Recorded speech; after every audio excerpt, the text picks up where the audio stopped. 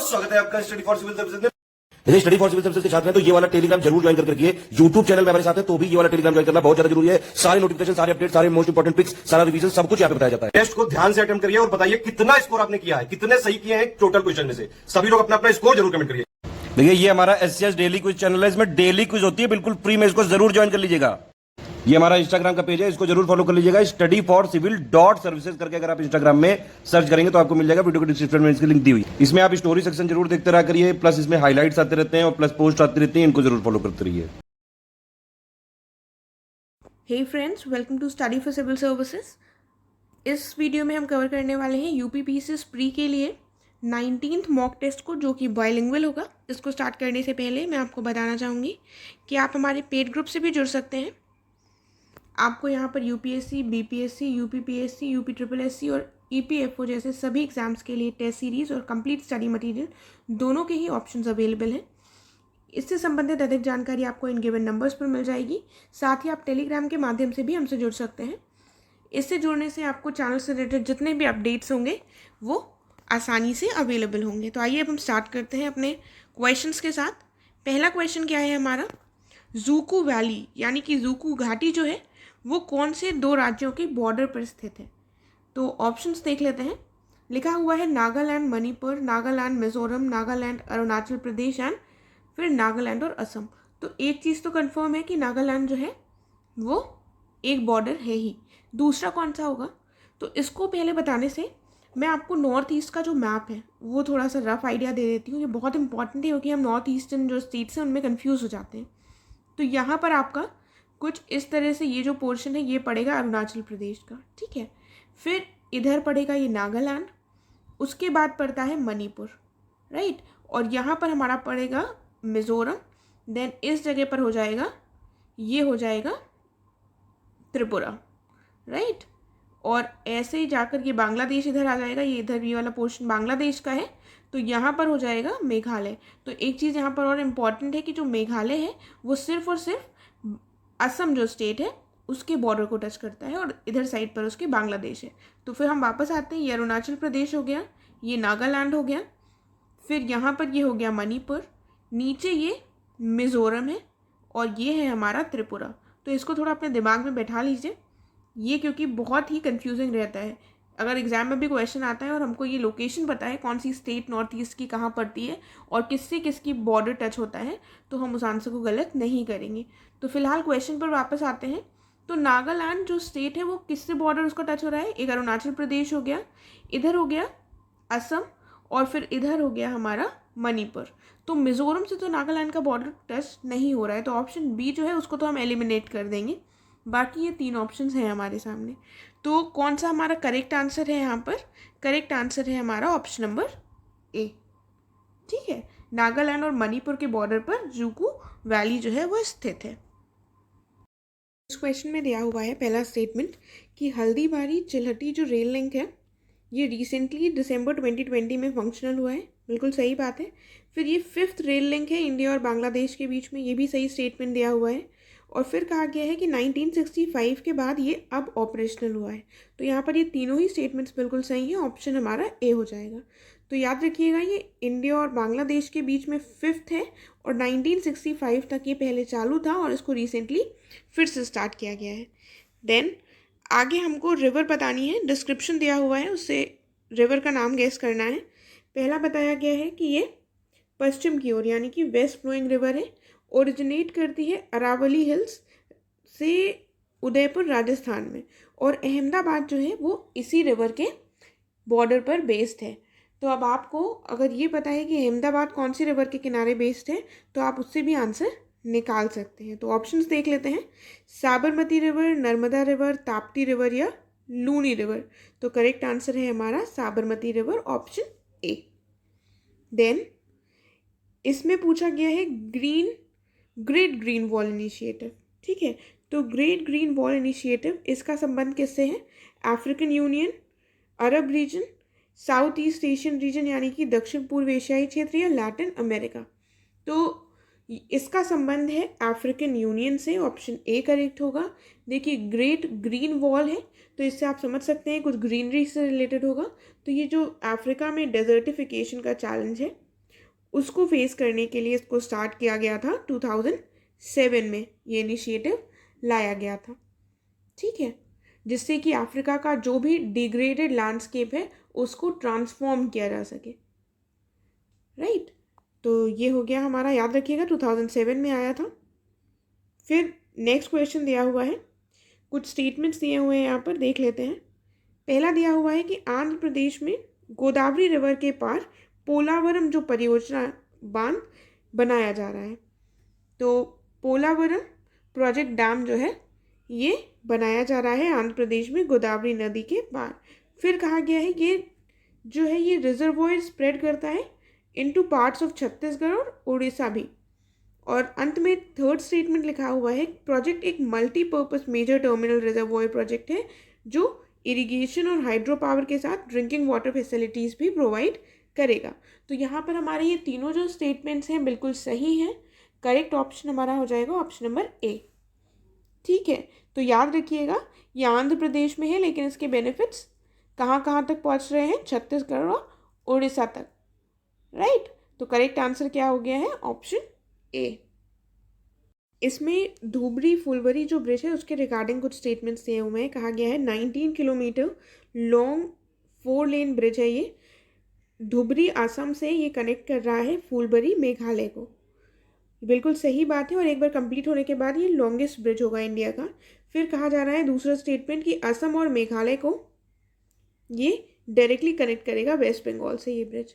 तो ये भी बिल्कुल सही है, करेक्ट ऑप्शन हो जाएगा हमारा ऑप्शन नंबर सी। फिर देखते हैं, इसमें दिया हुआ है कि 97% जो हमारे कोल रिजर्व्स हैं, बल्कि 97% से ज़्यादा कोल रिजर्व्स जो हैं वो दामोदर वैली, सोन वैली, महानदी वैली और गोदावरी वैली में ही स्थित है। ये बिल्कुल सही पॉइंट है। उसके बाद लिखा है सल्फर कंटेंट जो है इंडियन कोल का वो लगभग 0.7% है। तो ये दोनों ही बातें बिल्कुल सही हैं। करेक्ट ऑप्शन हमारा फिर ऑप्शन सी हो जाएगा। देन अब यहाँ पर दिया हुआ है मिक्स्ड क्रॉपिंग और रिले क्रॉपिंग से संबंधित। कहा गया है मिक्स्ड क्रॉपिंग क्या है, पहले लिखा है कि इस केस में वीट और बार्ले या वीट और ग्राम या फिर बार्ले या ग्राम इन सबको एक साथ उगाया जाता है, जिससे कि balance of consumption between different nutrients हो सके, यानी कि जो भी पोषक तत्वों की खपत है वो संतुलित रूप से हो सके। उसके बाद रिले क्रॉपिंग क्या होती है, तो ये लिखा हुआ है कि एक साथ एक ही खेत में अलग अलग पोषण अवधि के साथ विभिन्न फसलों की बुआई करना, यानी कि उनकी जो पोषण अवधि होगी वो डिफरेंट होगी और इस हिसाब से उन फसलों को उगाना। ठीक है, और उनकी एक के बाद एक कटाई करना।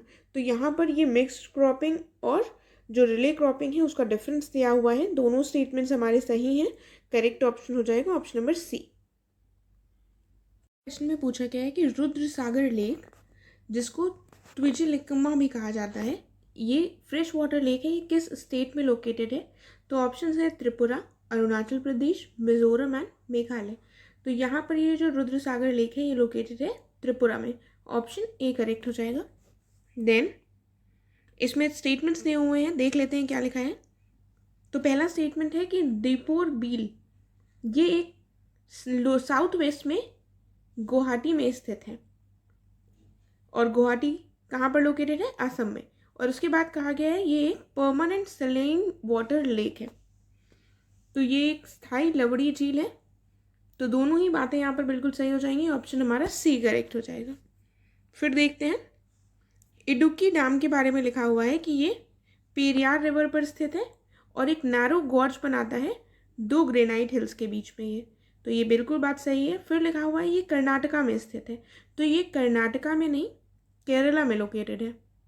ठीक है, ये केरला में स्थित है, इसलिए ऑप्शन हमारा जो करेक्ट हो जाएगा वो हो जाएगा ऑप्शन ए।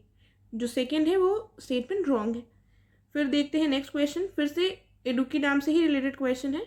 कहा गया ये जो डैम है ये हाईएस्ट आर्क डैम्स में है एशिया में, और ये डैम जो है ये कंस्ट्रक्ट किया गया था 2 अदर डैम्स के साथ, चेरुथोनी और कुलामावू। तो ये दोनों बातें बिल्कुल सही है। करेक्ट ऑप्शन हो जाएगा हमारा ऑप्शन नंबर सी। देन आगे देख लेते हैं, इसमें लिखा है रेयर अर्थ एलिमेंट्स जो हैं या रेयर अर्थ मेटल्स भी कहा जाता है इनको, ये 17 केमिकल एलिमेंट्स हैं। ठीक है, तो ये ठीक बात है। उसके बाद चाइना में इसके डिपॉजिट्स पाए जाते हैं। लगभग 80% ऑफ द आइडेंटिफाइड जो रेयर अर्थ मेटल्स हैं वो कहाँ पर है? चाइना में। तो ये दोनों स्टेटमेंट्स फिर से यहाँ पर हमारी सही हो जाएंगी। ऑप्शन करेक्ट हो जाएगा ऑप्शन नंबर सी। तो याद रखिएगा 17 केमिकल एलिमेंट्स आते हैं रेयर अर्थ मेटल्स के अंतर्गत, और अभी इनकी खोज चल रही है, और जितने भी आइडेंटिफाइड हैं उनमें से 80% जो रिजर्व्स हैं वो चाइना में है। फिर देखते हैं नेक्स्ट क्वेश्चन। कहा गया है जो ब्लैक होल टर्म है ये कॉइन किया गया था 1960s में बाय अमेरिकन फिजिस्ट, क्या नाम था उनका? John Archibald Wheeler. ठीक है, और ब्लैक होल का मतलब क्या है? ये एक ऐसी स्पेस है जहाँ से even light can not escape, light भी एस्केप नहीं हो पाती है। तो ये दोनों बातें फिर से हमारी सही हो जाएंगी। ऑप्शन यहाँ पर सी करेक्ट है। याद रखिएगा ये एक अलग से भी स्टेटमेंट में क्वेश्चन आ सकता है कि ब्लैक होल टर्म किसने कॉइन किया था? तो अमेरिकन फिजिस्ट थे जॉन आर्कीबाल्ड व्हीलर ने इसको कॉइन किया था। फिर आगे बढ़ते हैं। इसमें लिखा हुआ है कि हडसन रिवर जो है ये बहती है न्यूयॉर्क में, यूएस के न्यूयॉर्क में, और ये ड्रेन होती है अटलांटिक ओशियन में। तो ये हडसन रिवर पता चल गया यूएस में है, और ये अटलांटिक ओशियन में ड्रेन होती है। तो ये भी सही है, ऑप्शन सी हो जाएगा यहाँ पर। ये क्वेश्चन इंच पाइपलाइन से रिलेटेड है। ये पेट्रोलियम पाइपलाइंस हैं जो बनाई गई थी 1942 से 44 के बीच में इमरजेंसी वॉर मेजर के रूप में। तो हमें ये बताना है कौन सी कंट्री के द्वारा बनाया गया था। बहुत इंपॉर्टेंट क्वेश्चन है, इनको ध्यान से देखिएगा। शायद ऐसे क्वेश्चन आपने पहले ना देखे हों, क्योंकि बहुत ही ज़्यादा एक्सक्लूसिव क्वेश्चन आपको देने का प्रयास किया गया है जिससे प्रीलिम्स का जो कट ऑफ है वो क्लियर हो सके। तो ऑप्शन हमारे क्या है? यूएसए, कनाडा, यूके और जापान। तो ये बनाया गया था यूएस के द्वारा। ठीक है, यूएस के द्वारा ये इंच पाइपलाइंस बनाए गए थे, पेट्रोलियम पाइपलाइंस से बेसिकली। देन आगे देखते हैं प्लांटेशन क्रॉप्स। प्लांटेशन क्रॉप्स में क्या क्या आता है? तो प्लांटेशन क्रॉप्स में ऑप्शंस देख लेते हैं पहले। यहाँ पर क्या क्या लिखा हुआ है? चाय, कॉफ़ी, कोकोआ, कपास और गन्ना। तो ये सारी ही चीज़ें आती हैं प्लांटेशन क्रॉप्स के अंतर्गत। तो करेक्ट ऑप्शन क्या होगा? Option number D. फिर आगे दिया हुआ है ट्रॉपिकल साइक्लोन्स, यानी कि उष्णकटिबंधीय चक्रवात। इनके बारे में लिखा हुआ है ये ऐसे चक्रवात हैं जिनका विकास कहाँ होता है? ट्रॉपिक ऑफ कैंसर और ट्रॉपिक ऑफ कैप्रिकॉर्न के बीच में, और ये आमतौर पर गर्मियों में विकसित होते हैं। तो यहाँ पर हमारी ये दोनों स्टेटमेंट्स करेक्ट हैं ट्रॉपिकल साइक्लोन से रिलेटेड। ऑप्शन सी हो जाएगा। देखिए ट्रॉपिक्स जो है दोनों लाइंस, तो इन्हीं के बीच में जो साइक्लोन्स होंगे वो ट्रॉपिकल साइक्लोन्स कहलाएंगे। ठीक है, तो इस तरह से ये इजी पॉइंट्स हैं, बस अगर आप थोड़ा ध्यान दें तो। फिर दिया हुआ है वो कौन से फैक्टर्स हैं जो कंट्रोल करने में फॉर्मेशन ऑफ सॉइल अपनी भूमिका निभाते हैं। तो जो पेरेंट मटेरियल होता है यानी मूल सामग्री, टोपोग्राफी, स्थलाकृति, क्लाइमेट और फिर बायोलॉजिकल एक्टिविटीज़ जो हैं, ये सारी जो है ये बेसिक फैक्टर्स होते हैं in controlling the formation of soils. तो यहाँ पर हमारा करेक्ट ऑप्शन ए हो जाएगा। फिर देखते हैं नेक्स्ट क्वेश्चन क्या लिखा हुआ है। इसमें लिखा हुआ है parent material determines both physical and chemical characteristics of soil, यानी कि किसी भी मृदा की जो भी भौतिक और उसके साथ रासायनिक विशेषता होती हैं वो उसका कैरेक्टरिस्टिक निर्धारित करती हैं, और ये उसका कलर, मिनरल कॉम्पोजिशन और टेक्सचर भी बताती हैं। तो ये दोनों बातें सही हैं, केमिकल कैरेक्टरिस्टिक्स बताती हैं। तो करेक्ट क्या हो जाएगा हमारा? Option C. फिर दिया हुआ है जो पेडाल्फर है ये कंपोज होती है एल्यूमिनियम और आयरन ऑक्साइड से, और पेडाल्फर्स जो है ये यूजुअली ह्यूमिड एरियाज में अकर होती है। तो ये दोनों बातें हमारी बिल्कुल सही है। यहाँ पर पेडाल्फर लिखा हुआ है तो ये हो गया एल्यूमिनियम, और ये हो गया हमारा फेरस। तो इसमें आयरन और एल्यूमिनियम ऑक्साइड्स पाए जाते हैं, और ये एक सॉइल होती है। क्वेश्चन में हमको बताना है सॉइल एसिडिटी का प्लांट पर क्या इफेक्ट होता है। तो पहला लिखा हुआ है ये जो रूट्स होती है, रूट टिश्यूज, उनको टॉक्सिक कर देता है, टॉक्सिक इफेक्ट होता है रूट्स पर। उसके बाद लिखा है disturbs the balance between the basic और एसिडिक जो कॉन्स्टिट्यूएंट्स होते हैं प्लांट के, उनको ये उसके बैलेंस को डिस्टर्ब कर देती है, जिसकी वजह से जो ग्रोथ होती है प्लांट की वो भी अफेक्ट होती है। तो यहाँ पर ये दोनों स्टेटमेंट्स जो हैं बिल्कुल सही हो जाएंगे। ऑप्शन सी रहेगा करेक्ट हमारा। फिर ट्रॉपिकल थॉर्न फॉरेस्ट से रिलेटेड दिया हुआ है, ये कहाँ पर पाए जाते हैं? ऑप्शंस क्या दिए हुए हैं? ऑप्शंस है हमारे राजस्थान, सौराष्ट्र, कर्नाटका और तमिलनाडु। ठीक है, तो कहाँ कहाँ पाए जाते हैं ये थॉर्न फॉरेस्ट? इन सभी जगहों में पाए जाते हैं। करेक्ट ऑप्शन होगा ऑप्शन नंबर ए। आगे बढ़ते हैं। कहा गया है चाइना में दुनिया का सबसे बड़ा पन बिजली उत्पादन क्षमता है चाइना के पास, यानी कि हाइड्रो इलेक्ट्रिक जनरेशन कैपेसिटी है। और वर्ल्ड्स लार्जेस्ट जो हाइड्रो पावर प्लांट है वो कौन सा है? थ्री गॉर्जेस, जो कि कहाँ स्थित है? चाइना में। तो यहाँ पर फिर से दोनों बातें सही हो जाएंगी। याद रखिएगा, थ्री गॉर्जेस वर्ल्ड का लार्जेस्ट हाइड्रो पावर प्लांट है। कहाँ पर स्थित है? चाइना में। और सबसे ज़्यादा हाइड्रो इलेक्ट्रिक जनरेशन कैपेसिटी किसके पास है वर्ल्ड में? चाइना के पास। राइट, तो ये पॉइंट्स ध्यान रखते हुए चलिएगा। देन इंडिया की जो रिन्यूएबल पावर कैपेसिटी है ये 4th पोजीशन पर है इसमें इंडिया। उसके बाद दिया हुआ है इंडिया ने अपनी जो नॉन फॉसिल फ्यूल टारगेट को इंक्रीज़ किया है, इसको कर दिया है 450 गीगावाट तक 2025 तक।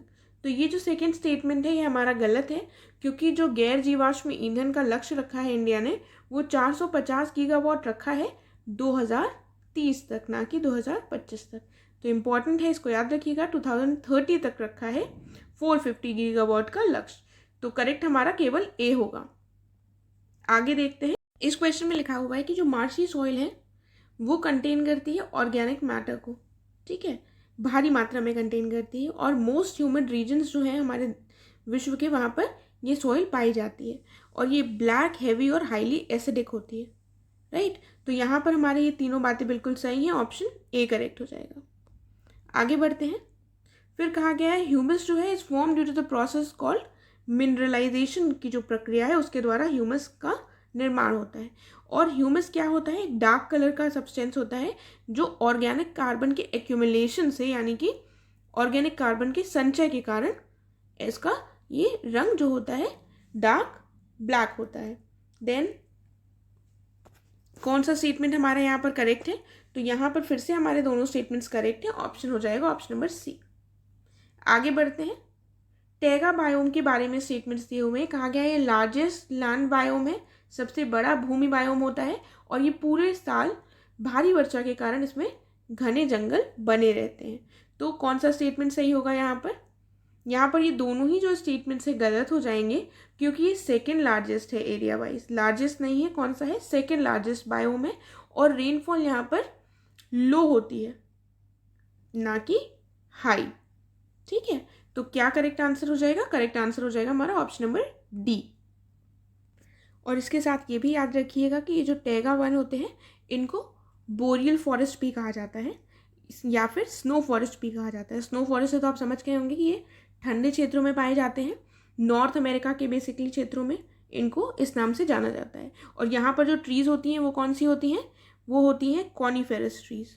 ठीक है, कॉनीफेरस ट्रीज़ पाई जाती हैं यहाँ पर। और इसके एग्जाम्पल्स क्या हो जाएंगे? Pines, spruce. ठीक है, तो ये वाली जो पेड़ हैं ये पाए जाते हैं ऐसे बायोम में। तो करेक्ट आंसर हमारा डी होगा। नेक्स्ट क्वेश्चन की तरफ बढ़ते हैं। फुमडीज या फ्लोटिंग ग्रासलैंड्स, ठीक है, फुमडीज जिनको तैरती घास भी कहा जाता है, ये कहाँ पाई जाती है? तो ये हमारी पाई जाती है मणिपुर में। मणिपुर में भी कहाँ पर पाई जाती है ये पाए जाते हैं मणिपुर के लोकटक लेक में। ठीक है, लोकटक लेक में ये पाई जाती है फुमडीज। करेक्ट आंसर ए होगा। लोकटक लेक भी कई बार पूछा गया है कि कहाँ पर स्थित है, तो आपको पता होना चाहिए मणिपुर में स्थित है वो। राइट, देन बन्नी ग्रासलैंड से रिलेटेड क्वेश्चन दिया हुआ है। जो बन्नी ग्रासलैंड रिजर्व है ये कहाँ पर स्थित है? तो ऑप्शंस क्या है देख लेते हैं। ऑप्शन दिया हुआ है गुजरात, देन राजस्थान, उसके बाद दिया हुआ है मध्य प्रदेश, फिर दिया हुआ है हिमाचल प्रदेश। तो ये कहाँ पर स्थित है? ये स्थित है रैन ऑफ कच्छ में। तो कहाँ इसकी लोकेशन हुई? इसका मतलब गुजरात। ऑप्शन ए करेक्ट हो जाएगा। राइट, आगे बढ़ते हैं। इसमें सुभाष चंद्र बोस के बारे में लिखा हुआ है कि ये सुभाष चंद्र बोस, इनमें से कौन सा आईएनसी यानी इंडियन नेशनल कांग्रेस का सेशन हुआ था जिसमें अध्यक्ष के रूप में नहीं चुने गए थे? तो किसमें नहीं चुने गए थे ये बताना है। Haripur session, Tripuri session, Faizpur session या बोथ ए एंड बी। तो याद करने की कोशिश कीजिए कब चुने गए थे। हरिपुर और त्रिपुरी दोनों में ही सुभाष चंद्र बोस को चुना गया था प्रेसिडेंट के रूप में। और फैजपुर जो सेशन हुआ था इसमें इनको नहीं चुना गया था। अब हरिपुर सेशन और त्रिपुरी जो सेशन है इनके आपको ईयर्स कमेंट कर बताने हैं। ये बहुत ही इजी क्वेश्चन है, ये आपको पता होना चाहिए। ईयर्स बहुत पूछ लिए जाते हैं, तो इसको कमेंट करिएगा इन दोनों सेशंस के क्या ईयर्स थे। और फैज़पुर जो सेशन था इसको प्रिसाइड किया गया था जवाहरलाल नेहरू के द्वारा, ना कि सुभाष चंद्र बोस के द्वारा। तो करेक्ट आंसर यहाँ पर हमारा क्या है? करेक्ट आंसर है हमारा ऑप्शन नंबर सी, राइट। आगे देखते हैं नेक्स्ट क्वेश्चन। इस क्वेश्चन में हमसे यही पूछा गया है कि 1937 में फैज़पुर सेशन हुआ था और इसको प्रिसाइड किया गया था किसके द्वारा? तो मैंने आपको ऑलरेडी बता दिया है कि जवाहरलाल नेहरू के द्वारा इस सेशन को प्रिसाइड किया गया था। करेक्ट आंसर ऑप्शन ए हो जाएगा। 1937 में ये सेशन हुआ था, ये भी याद रखिएगा। फिर आगे देखते हैं causes of human wild life conflict. देखिए, ह्यूमन वाइल्ड लाइफ कॉन्फ्लिक्ट जो है ये काफ़ी ज़्यादा आजकल देखने को मिल रहा है। कई बार हम सुनते हैं कि कुछ एरियाज़ में कोई वाइल्ड एनिमल घुस गया है, या कहीं पर वाइल्ड एनिमल्स को परेशान करने के कारण वाइल्ड एनिमल्स ने किसी पर अटैक कर दिया है। तो इस तरह के इंसिडेंट्स हम अक्सर न्यूज़ में सुनते हैं। तो यही ह्यूमन वाइल्ड लाइफ कॉन्फ्लिक्ट है। इसके रीजंस क्या हैं? तो पहला दिया हुआ है कि जो ह्यूमन सेटलमेंट है और ह्यूमन जो पॉपुलेशन है वो बढ़ती जा रही है। उसके बाद है एग्रीकल्चर का एक्सपेंशन हो रहा है, जिसकी वजह से हम फॉरेस्ट को कट कर रहे हैं। साथ ही डिफॉरेस्टेशन भी बढ़ रहा है। और फिर लिखा है ओवर ग्रेजिंग। तो यहाँ पर ये सारे ही रीजंस हो जाएंगे, हमारे कॉजेज हो जाएंगे ह्यूमन वाइल्ड लाइफ कॉन्फ्लिक्ट के। ऑप्शन डी करेक्ट होगा। फिर नेक्स्ट क्वेश्चन में पूछा गया है कि रिसर्च स्टेशंस जो सिचुएटेड है अंटार्कटिका में, इंडिया के द्वारा जो भेजे गए हैं, उनमें से कौन से ऑपरेशनल है? तो क्वेश्चन में important point operational in Antarctica लिखा हुआ है, तो क्वेश्चन को ध्यान से देखना है हमको। ऑप्शंस दिए हुए हैं भारती, दक्षिण गंगोत्री, मैत्री और हिमाद्री। तो हिमाद्री जो है ये आर्कटिक में पड़ता है। आर्कटिक में इंडिया के द्वारा भेजा गया रिसर्च स्टेशन है। और उसके बाद सबसे पहला जो भेजा गया था वो दक्षिण गंगोत्री है। उसके बाद भेजा गया था मैत्री और अंत में भेजा गया था भारती। लेकिन जो दक्षिण गंगोत्री रिसर्च स्टेशन है वो आज ऑपरेशनल नहीं है। इसलिए नहीं है क्योंकि वो अंटार्कटिका के एक स्टॉर्म में डिस्ट्रॉय हो गया था। तो हमारा जो यहाँ पर करेक्ट आंसर होगा वो हो जाएगा ऑप्शन 2 और 3, राइट।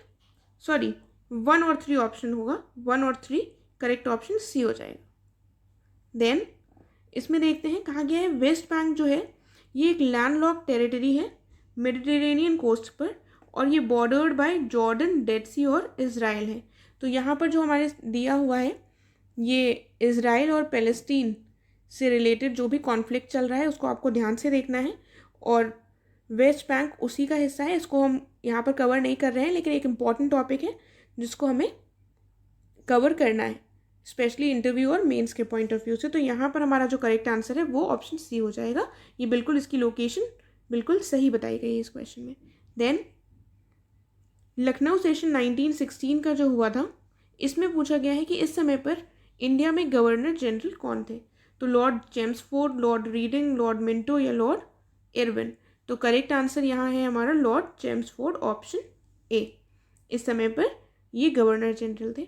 तो जो भी मेन गवर्नर जनरल्स थे उनके टाइम पीरियड्स भी आपको याद होने चाहिए। और लखनऊ सेशन क्यों इम्पोर्टेंट था?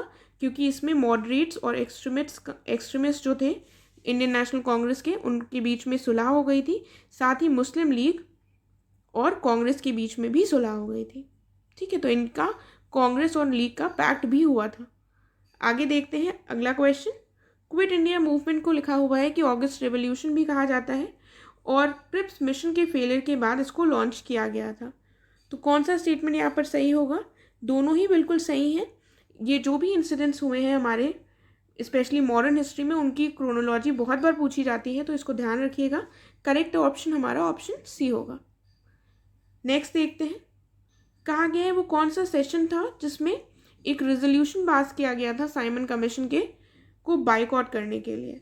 तो ऑप्शंस हैं 1927 का मद्रास कांग्रेस सेशन, 1927 का ही बॉम्बे कांग्रेस सेशन, 1928 का मद्रास कांग्रेस सेशन या 1928 का बॉम्बे कांग्रेस सेशन। तो करेक्ट आंसर है हमारा ऑप्शन नंबर ए, 1927 का मद्रास कांग्रेस सेशन, राइट।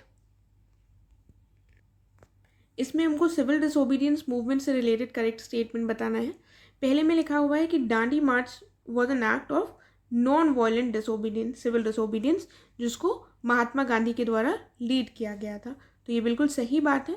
और ये मार्च जो है ये लास्ट हुई थी 12 मार्च से लेकर 6 अप्रैल के बीच में। तो ये डेट्स भी इंपॉर्टेंट है, दोनों स्टेटमेंट्स करेक्ट है हमारे, ऑप्शन सी सही हो जाएगा। आगे देखते हैं, कहा क्या है, under the leadership of Khan Abdul Ghaffar Khan, इनको किस नाम से जाना जाता था, फ्रंटियर गांधी। ठीक है, तो ये जो थे इन्होंने पठान्स को ऑर्गेनाइज किया था एक सोसाइटी में, जिस सोसाइटी का नाम इन्होंने क्या दिया था, खुदाई खिदमत गर्ल्स। तो ये जो खुदाई खिदमत गर्ल्स थे इनको एक और अन्य नाम से भी जाना जाता था, red shirts, blue shirts, black shirts या पिंक शर्ट्स। तो अगर आपने इसको पढ़ा होगा तो ये क्वेश्चन आ चुका है एग्जाम में कई बार। करेक्ट आंसर यहाँ पर हो जाएगा रेड शर्ट्स। खुदाई खिदमत गार्ड्स को ही रेड शर्ट्स भी कहा जाता था और खान अब्दुल गफ्फार के द्वारा इसको ऑर्गेनाइज किया गया था। नेक्स्ट दिया हुआ है, कहा गया है सान्याल के द्वारा एक मैनिफेस्टो लिखा गया था एचआरए के लिए जिसका नाम क्या था, रिवॉल्यूशनरी। ठीक है, और फिर लिखा हुआ है इसको डिस्ट्रीब्यूट किया गया था सिटीज़ में, नॉर्थ इंडिया की सिटीज़ में 31 दिसंबर 1924 को। तो ये दोनों स्टेटमेंट्स हमारे सही हैं, ऑप्शन सी करेक्ट हो जाएगा। राइट, देखिए इस क्वेश्चन में जो ये सान्याल लिखा हुआ है इनका पूरा नाम था सचिंद्र नाथ सान्याल। ठीक है, तो वो कंप्लीट नाम याद रखिएगा। इस क्वेश्चन में क्या दिया हुआ है कि गांधी जी को इलेक्ट किया गया था ऑल इंडिया खिलाफत का कॉन्फ्रेंस जो थी दिल्ली में हुई थी 23 नवंबर 1919 में, उसका प्रेसिडेंट। और इस कमेटी का लिखा गया है कि ये जो कमेटी है ये लखनऊ में फॉर्म हुई थी विद सीट सुल्तान एज प्रेसिडेंट, और शौकत अली जो थे वो इसके सेक्रेटरी बने थे। तो कौन सा यहाँ पर स्टेटमेंट सही होगा हमारा, यहाँ पर ये दोनों ही जो स्टेटमेंट्स हैं बिल्कुल सही हैं, करेक्ट ऑप्शन हो जाएगा ऑप्शन नंबर सी। फिर हम देखते हैं फर्स्ट खिलाफत डे कब मनाया गया था, जो मद्रास में मनाया गया था उसकी डेट पूछी गई है। तो ये मनाया गया था, सारे ऑप्शंस बहुत कंफ्यूजिंग है, करेक्ट आंसर मैं बता दे रही हूँ यहाँ पर 17 अक्टूबर 1919 को मनाया गया था मद्रास में पहला खिलाफत डे। देखिए इस क्वेश्चन में क्या कहा गया है कि 9 जून 1920 को खिलाफत कमेटी ने सजेशन एक्सेप्ट किया था नॉन कोऑपरेशन का, और गांधी जी से कहा था कि वो इस मूवमेंट को लीड करें। तो हमसे पूछा गया है ये कहाँ पर हुआ था, इलाहाबाद, लखनऊ, कलकत्ता या बॉम्बे। तो ये घटना हुई थी इलाहाबाद में, ऑप्शन ए करेक्ट हो जाएगा। फिर देखते हैं, यहाँ पर दो स्टेटमेंट्स लिखे हुए हैं, कहा गया है कि श्यामजी कृष्ण वर्मा जो थे इन्होंने लंदन को अपना मुख्य केंद्र बनाया था अपनी एक्टिविटीज़ का, गतिविधियों का। फिर लिखा हुआ है कि 1905 में इनके द्वारा ही होम रूल सोसाइटी को सेटअप किया गया था। तो ये दोनों स्टेटमेंट्स फिर हमारे सही हैं, ऑप्शन करेक्ट हो जाएगा ऑप्शन नंबर सी। आगे बढ़ते हैं, दिल्ली दरबार। देखिए दिल्ली दरबार आपने सुने होंगे, ये ऑर्गेनाइज किए गए थे उस समय के ब्रिटिशर्स के द्वारा। इंडिया में जो वाइसरॉयज थे वो ऑर्गेनाइज करते थे, जो ब्रिटिश किंग और क्वीन इंडिया आते थे उनके लिए। तो ये पूछा गया है कब कब ऑर्गेनाइज हुए हैं, तो कब कब ऑर्गेनाइज हुए हैं, ईयर्स क्या लिखे हैं यहाँ पर, 1877, 1903 और 1911। तो ये तीनों ही बार हुआ था, ऑप्शन डी करेक्ट हो जाएगा। देखिए 1911 का तो आपको पता होगा, इसी समय पर जो वाइसरॉय थे उन पर हमला किया गया था। तो वो कौन से वाइसरॉय थे और किसने उन पर हमला किया था, जिसको दिल्ली बम कांड भी कहा जाता है। तो इसका आपको कमेंट सेक्शन में आंसर बताना है, ये इंपॉर्टेंट पॉइंट है, कई बार आप सुन चुके होंगे इसके बारे में, इसको ज़रूर कमेंट कीजिएगा। फिर हम देखते हैं अगला, कानपुर कॉन्स्पिरेसी केस, ये कब हुआ था, 1924 में। इससे संबंधित कौन कौन लोग थे, ऑप्शंस देख लेते हैं, क्या लिखे हुए हैं नाम पहले। तो दिया हुआ है एम.एन. रॉय, मुजफ्फर अहमद, एस.ए. डांगे और शौकत उस्मानी। तो इन सभी लोगों का संबंध था कानपुर कॉन्स्पिरेसी केस से, करेक्ट आंसर ऑप्शन डी हो जाएगा। फिर आगे बढ़ते हैं, चैम्बर ऑफ प्रिंसेस, ये एक इंस्टीट्यूशन था, इस्टेब्लिश किया गया था royal proclamation of king emperor George V के द्वारा। किस वर्ष में किया गया था ये बताना है। तो वो कौन सा वर्ष था, 1920, 1912, 1915 या 1918। तो करेक्ट आंसर है यहाँ हमारा 1920, ऑप्शन ए करेक्ट होगा। नेक्स्ट दिया हुआ है, डॉक्टर अंबेडकर ने इस्टेब्लिश की थी बहिष्कृत हितकारिणी सभा 1924 में, ये बिल्कुल सही बात है। उसके बाद लिखा है कि 1927 में एक मैसिव सत्याग्रह ऑर्गेनाइज किया गया था इनके द्वारा, जिसमें 10 से 15 हज़ार दलितों ने क्लेम किया था right to use water from a public tank. इन्होंने अपने अधिकार की बात की थी 10 से 15 हज़ार दलितों ने कि वो पब्लिक टैंक से पानी ले सकें, और ये कहाँ की घटना है, महद की घटना है। ठीक है, तो करेक्ट आंसर हमारा क्या हो जाएगा यहाँ पर, दोनों ही स्टेटमेंट्स हमारे सही हैं, करेक्ट आंसर ऑप्शन सी हो जाएगा। फिर देखते हैं, इसमें लिखा हुआ है कि डॉक्टर बी आर अम्बेडकर ने वाइसरॉय की जो एग्जीक्यूटिव काउंसिल थी, यानी कि वाइसरॉय की कार्यकारी परिषद में ये शामिल हुए थे, भारत छोड़ो अभियान की शुरुआत से ठीक पहले उसके सदस्य बन गए थे। एज अ लेबर मेंबर ये उसके सदस्य बन गए थे। तो ये बिल्कुल सही बात है, इन्होंने क्विट इंडिया जो मूवमेंट था उसका सहयोग नहीं किया था। तो ये भी बात बिल्कुल सही है, ऑप्शन सी करेक्ट हो जाएगा। नेक्स्ट देखते हैं, दिया हुआ है कि इनमें से कौन प्रो चेंजर्स की कैटेगरी में आते हैं, यानी कि परिवर्तनवादी। देखिए, जब नॉन कोऑपरेशन मूवमेंट जो थी उसको गांधी जी के द्वारा वापस ले लिया गया था, तो कांग्रेस में दो तरह के लोग देखने को मिलते हैं। देखिए, गांधी जी को गिरफ्तार कर लिया गया था, तो कांग्रेस में एक तरफ थे प्रो चेंजर्स, एक तरफ थे नो चेंजर्स। ठीक है, तो प्रो चेंजर्स वो थे जो कुछ बदलाव चाहते थे रणनीति में, नो चेंजर्स वो थे जो कोई बदलाव नहीं चाहते थे। इनको ये चाहते थे कि जो गांधी जी ने मार्ग बताया है बस उसी को फॉलो किया जाए और कुछ क्रिएटिविटी दिखाई जाए, ठीक है, और लोगों का उत्थान हो सके जिससे। प्रो चेंजर्स ने कहा कि हमें वाइसरॉय की एग्जीक्यूटिव काउंसिल और इलेक्शंस वगैरह में लड़ना चाहिए, पार्टिसिपेट करना चाहिए। तो प्रो चेंजर्स चेंज के समर्थन में थे। तो कौन कौन यहाँ पर दिए हुए हैं, सी आर दास, मोतीलाल नेहरू और अजमल खान, ये सभी लोग प्रो चेंजर्स की कैटेगरी में आएंगे। करेक्ट आंसर हमारा ऑप्शन डी होगा। नेक्स्ट देखते हैं, कहा गया है Bengal eastern frontier regulation act, यानी कि बंगाल पूर्वी सीमांत विनियमन अधिनियम, ये कब पारित हुआ था, 1873, 74, 75 या 76। तो ये पारित हुआ था 1873 में, राइट, ऑप्शन ए होगा। नेक्स्ट देखते हैं, इसमें लिखा है कि मिर्ज़ा असादुल्ला बेग जो थे, पूरा नाम है मिर्ज़ा असादुल्ला बेग खान, इनका पेन नेम बताया गया है गालिब था, और बिफोर गालिब ये किस पेन नाम से लिखते थे, असद। ठीक है, इससे पहले इनका क्या नाम था, असद। तो ये दोनों स्टेटमेंट्स जो है हमारे सही हैं, ऑप्शन हमारा सी हो जाएगा, राइट। इस क्वेश्चन में कहा गया है कि 1669 से 70 के बीच में मथुरा के क्षेत्र में जाट लोग जो थे, ये स्थानीय जमींदार गोकुल के नेतृत्व में इन्होंने विद्रोह करा था, और इस विद्रोह के पीछे मेन रीज़न धर्म था, क्योंकि मुगल सरकार के जो अधिकारी थे अब्दुल नबी, इन्होंने हिंदुओं के मंदिरों को नष्ट कर दिया था। तो दोनों बातें सही हैं, ऑप्शन सी करेक्ट हो जाएगा। फिर नेक्स्ट दिया हुआ है कि पृथ्वीराज रासो जो है ये चंद बरदाई के द्वारा लिखी गई है, बिल्कुल सही बात है। और ये जो थे ये पृथ्वीराज चौहान के दरबारी कवि थे, ये भी सही है, और इन्होंने हिंदी भाषा में कविता लिखी थी। तो ये हिंदी भाषा में नहीं, ब्रज भाषा में कविता लिखते थे, इसलिए सेकंड वाला गलत हो जाएगा, ऑप्शन हमारा ए करेक्ट रहेगा। नेक्स्ट दिया हुआ है कि फेराजी मूवमेंट, इसको लीड किसने किया था, हाजी शरीयतुल्लाह ने, ईस्टर्न बंगाल में 1819 में। इसका मुख्य उद्देश्य क्या था कि जो इस्लामी प्रथाएं हैं उनको रोका जाए और मुसलमानों के रूप में धार्मिक कर्तव्यों पर काम करना था। ठीक है, तो ये इसका मेन ऑब्जेक्टिव थे। दोनों यहाँ पर सही हैं ऑप्शंस, करेक्ट आंसर हो जाएगा हमारा option number C, right. Then आगे देखते हैं अगले क्वेश्चन को। यहाँ पर लिखा हुआ है कि जो सेकेंड बैटल ऑफ तराइन थी, यानी कि तराई का द्वितीय युद्ध था, ये मोहम्मद घोरी और पृथ्वीराज चौहान के बीच हुआ था, बिल्कुल सही बात है। 1192 में हुआ था, ये भी सही है, और इसमें पृथ्वीराज चौहान को मोहम्मद घोरी ने हराया था। तो ये बात भी हमारी बिल्कुल सही है। करेक्ट आंसर क्या हो जाएगा, ऑप्शन नंबर डी। फिर देखते हैं अगला क्वेश्चन। इसमें लिखा हुआ है कि वो कौन से राजा थे जिन्होंने अपने राजकीय सिक्कों पर बगदाद के खलीफा का नाम अंकित किया था, इल्तुतमिश, अलाउद्दीन खिलजी, बलबन या फिरोज शाह तुगलक। तो यहाँ हमारा करेक्ट आंसर हो जाएगा इल्तुतमिश, ऑप्शन ए। देन बात की गई है कि जो माधवाचार्य थे, जो एक्सपोनेंट थे द्वैत फिलॉसफी के, तो याद रखिएगा क्वेश्चन में ही दिया हुआ है द्वैत फिलॉसफी के एक्सपोनेंट कौन थे, माधवाचार्य। तो इन्होंने किसकी कोर्ट को विजिट किया था, तो इन्होंने बलबन, इल्तुतमिश, मोहम्मद बिन तुगलक के इनमें से किसी कोई भी नहीं। तो क्या आंसर होगा, इन्होंने विजिट किया था बलबन का दरबार, ऑप्शन ए करेक्ट हो जाएगा।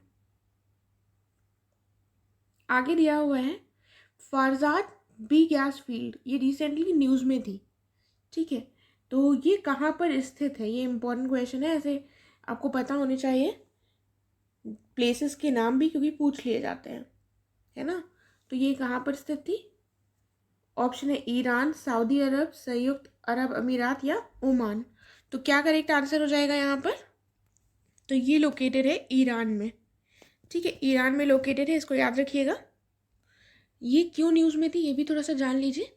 इसको जो इंडियन कंपनी है ONGC, इसके द्वारा डिस्कवर किया गया था 2008 में, और यहाँ पर जो एक्सप्लोरेशन का काम था इसमें इंडिया इन्वॉल्व था। लेकिन recently ministry of external affairs ने क्लियर कर दिया है कि अब इस प्रोजेक्ट में फरजाद बी गैस फील्ड का जो प्रोजेक्ट है उसमें उसके एक्सप्लोरेशन में इंडिया इन्वॉल्व नहीं है। तो ये एक इंडिया के लिए सेटबैक है, तो इसको याद रखिएगा। डिस्कवर भी इसको ONGC के द्वारा किया गया था, इस गैस फील्ड को। फिर देखते हैं GDP, इसको कहा गया है इसमें क्या क्या इंक्लूडेड है। तो देश के इसमें सभी निवासी इंक्लूडेड होंगे, या फिर लिखा हुआ है कि इसमें देश के वे सभी निवासी जिनमें भारत में रहने वाले सभी विदेशी निवासी शामिल हैं, किंतु भारत के बाहर रहने वाले जो भारतीय नागरिक हैं वो शामिल नहीं होंगे। वे सभी निवासी जो भारत के भीतर विदेशी निवासियों को छोड़कर भारत के बाहर भारतीय नागरिकों को शामिल करते हैं, या फिर उपरोक्त सभी। तो क्या आंसर हो जाएगा यहाँ का? देखिए, GDP आपको पता है GDP में कौन कौन लोग इंक्लूडेड होते हैं? जो कि बॉर्डर के अंतर्गत, देश के बॉर्डर के अंदर रहते हैं।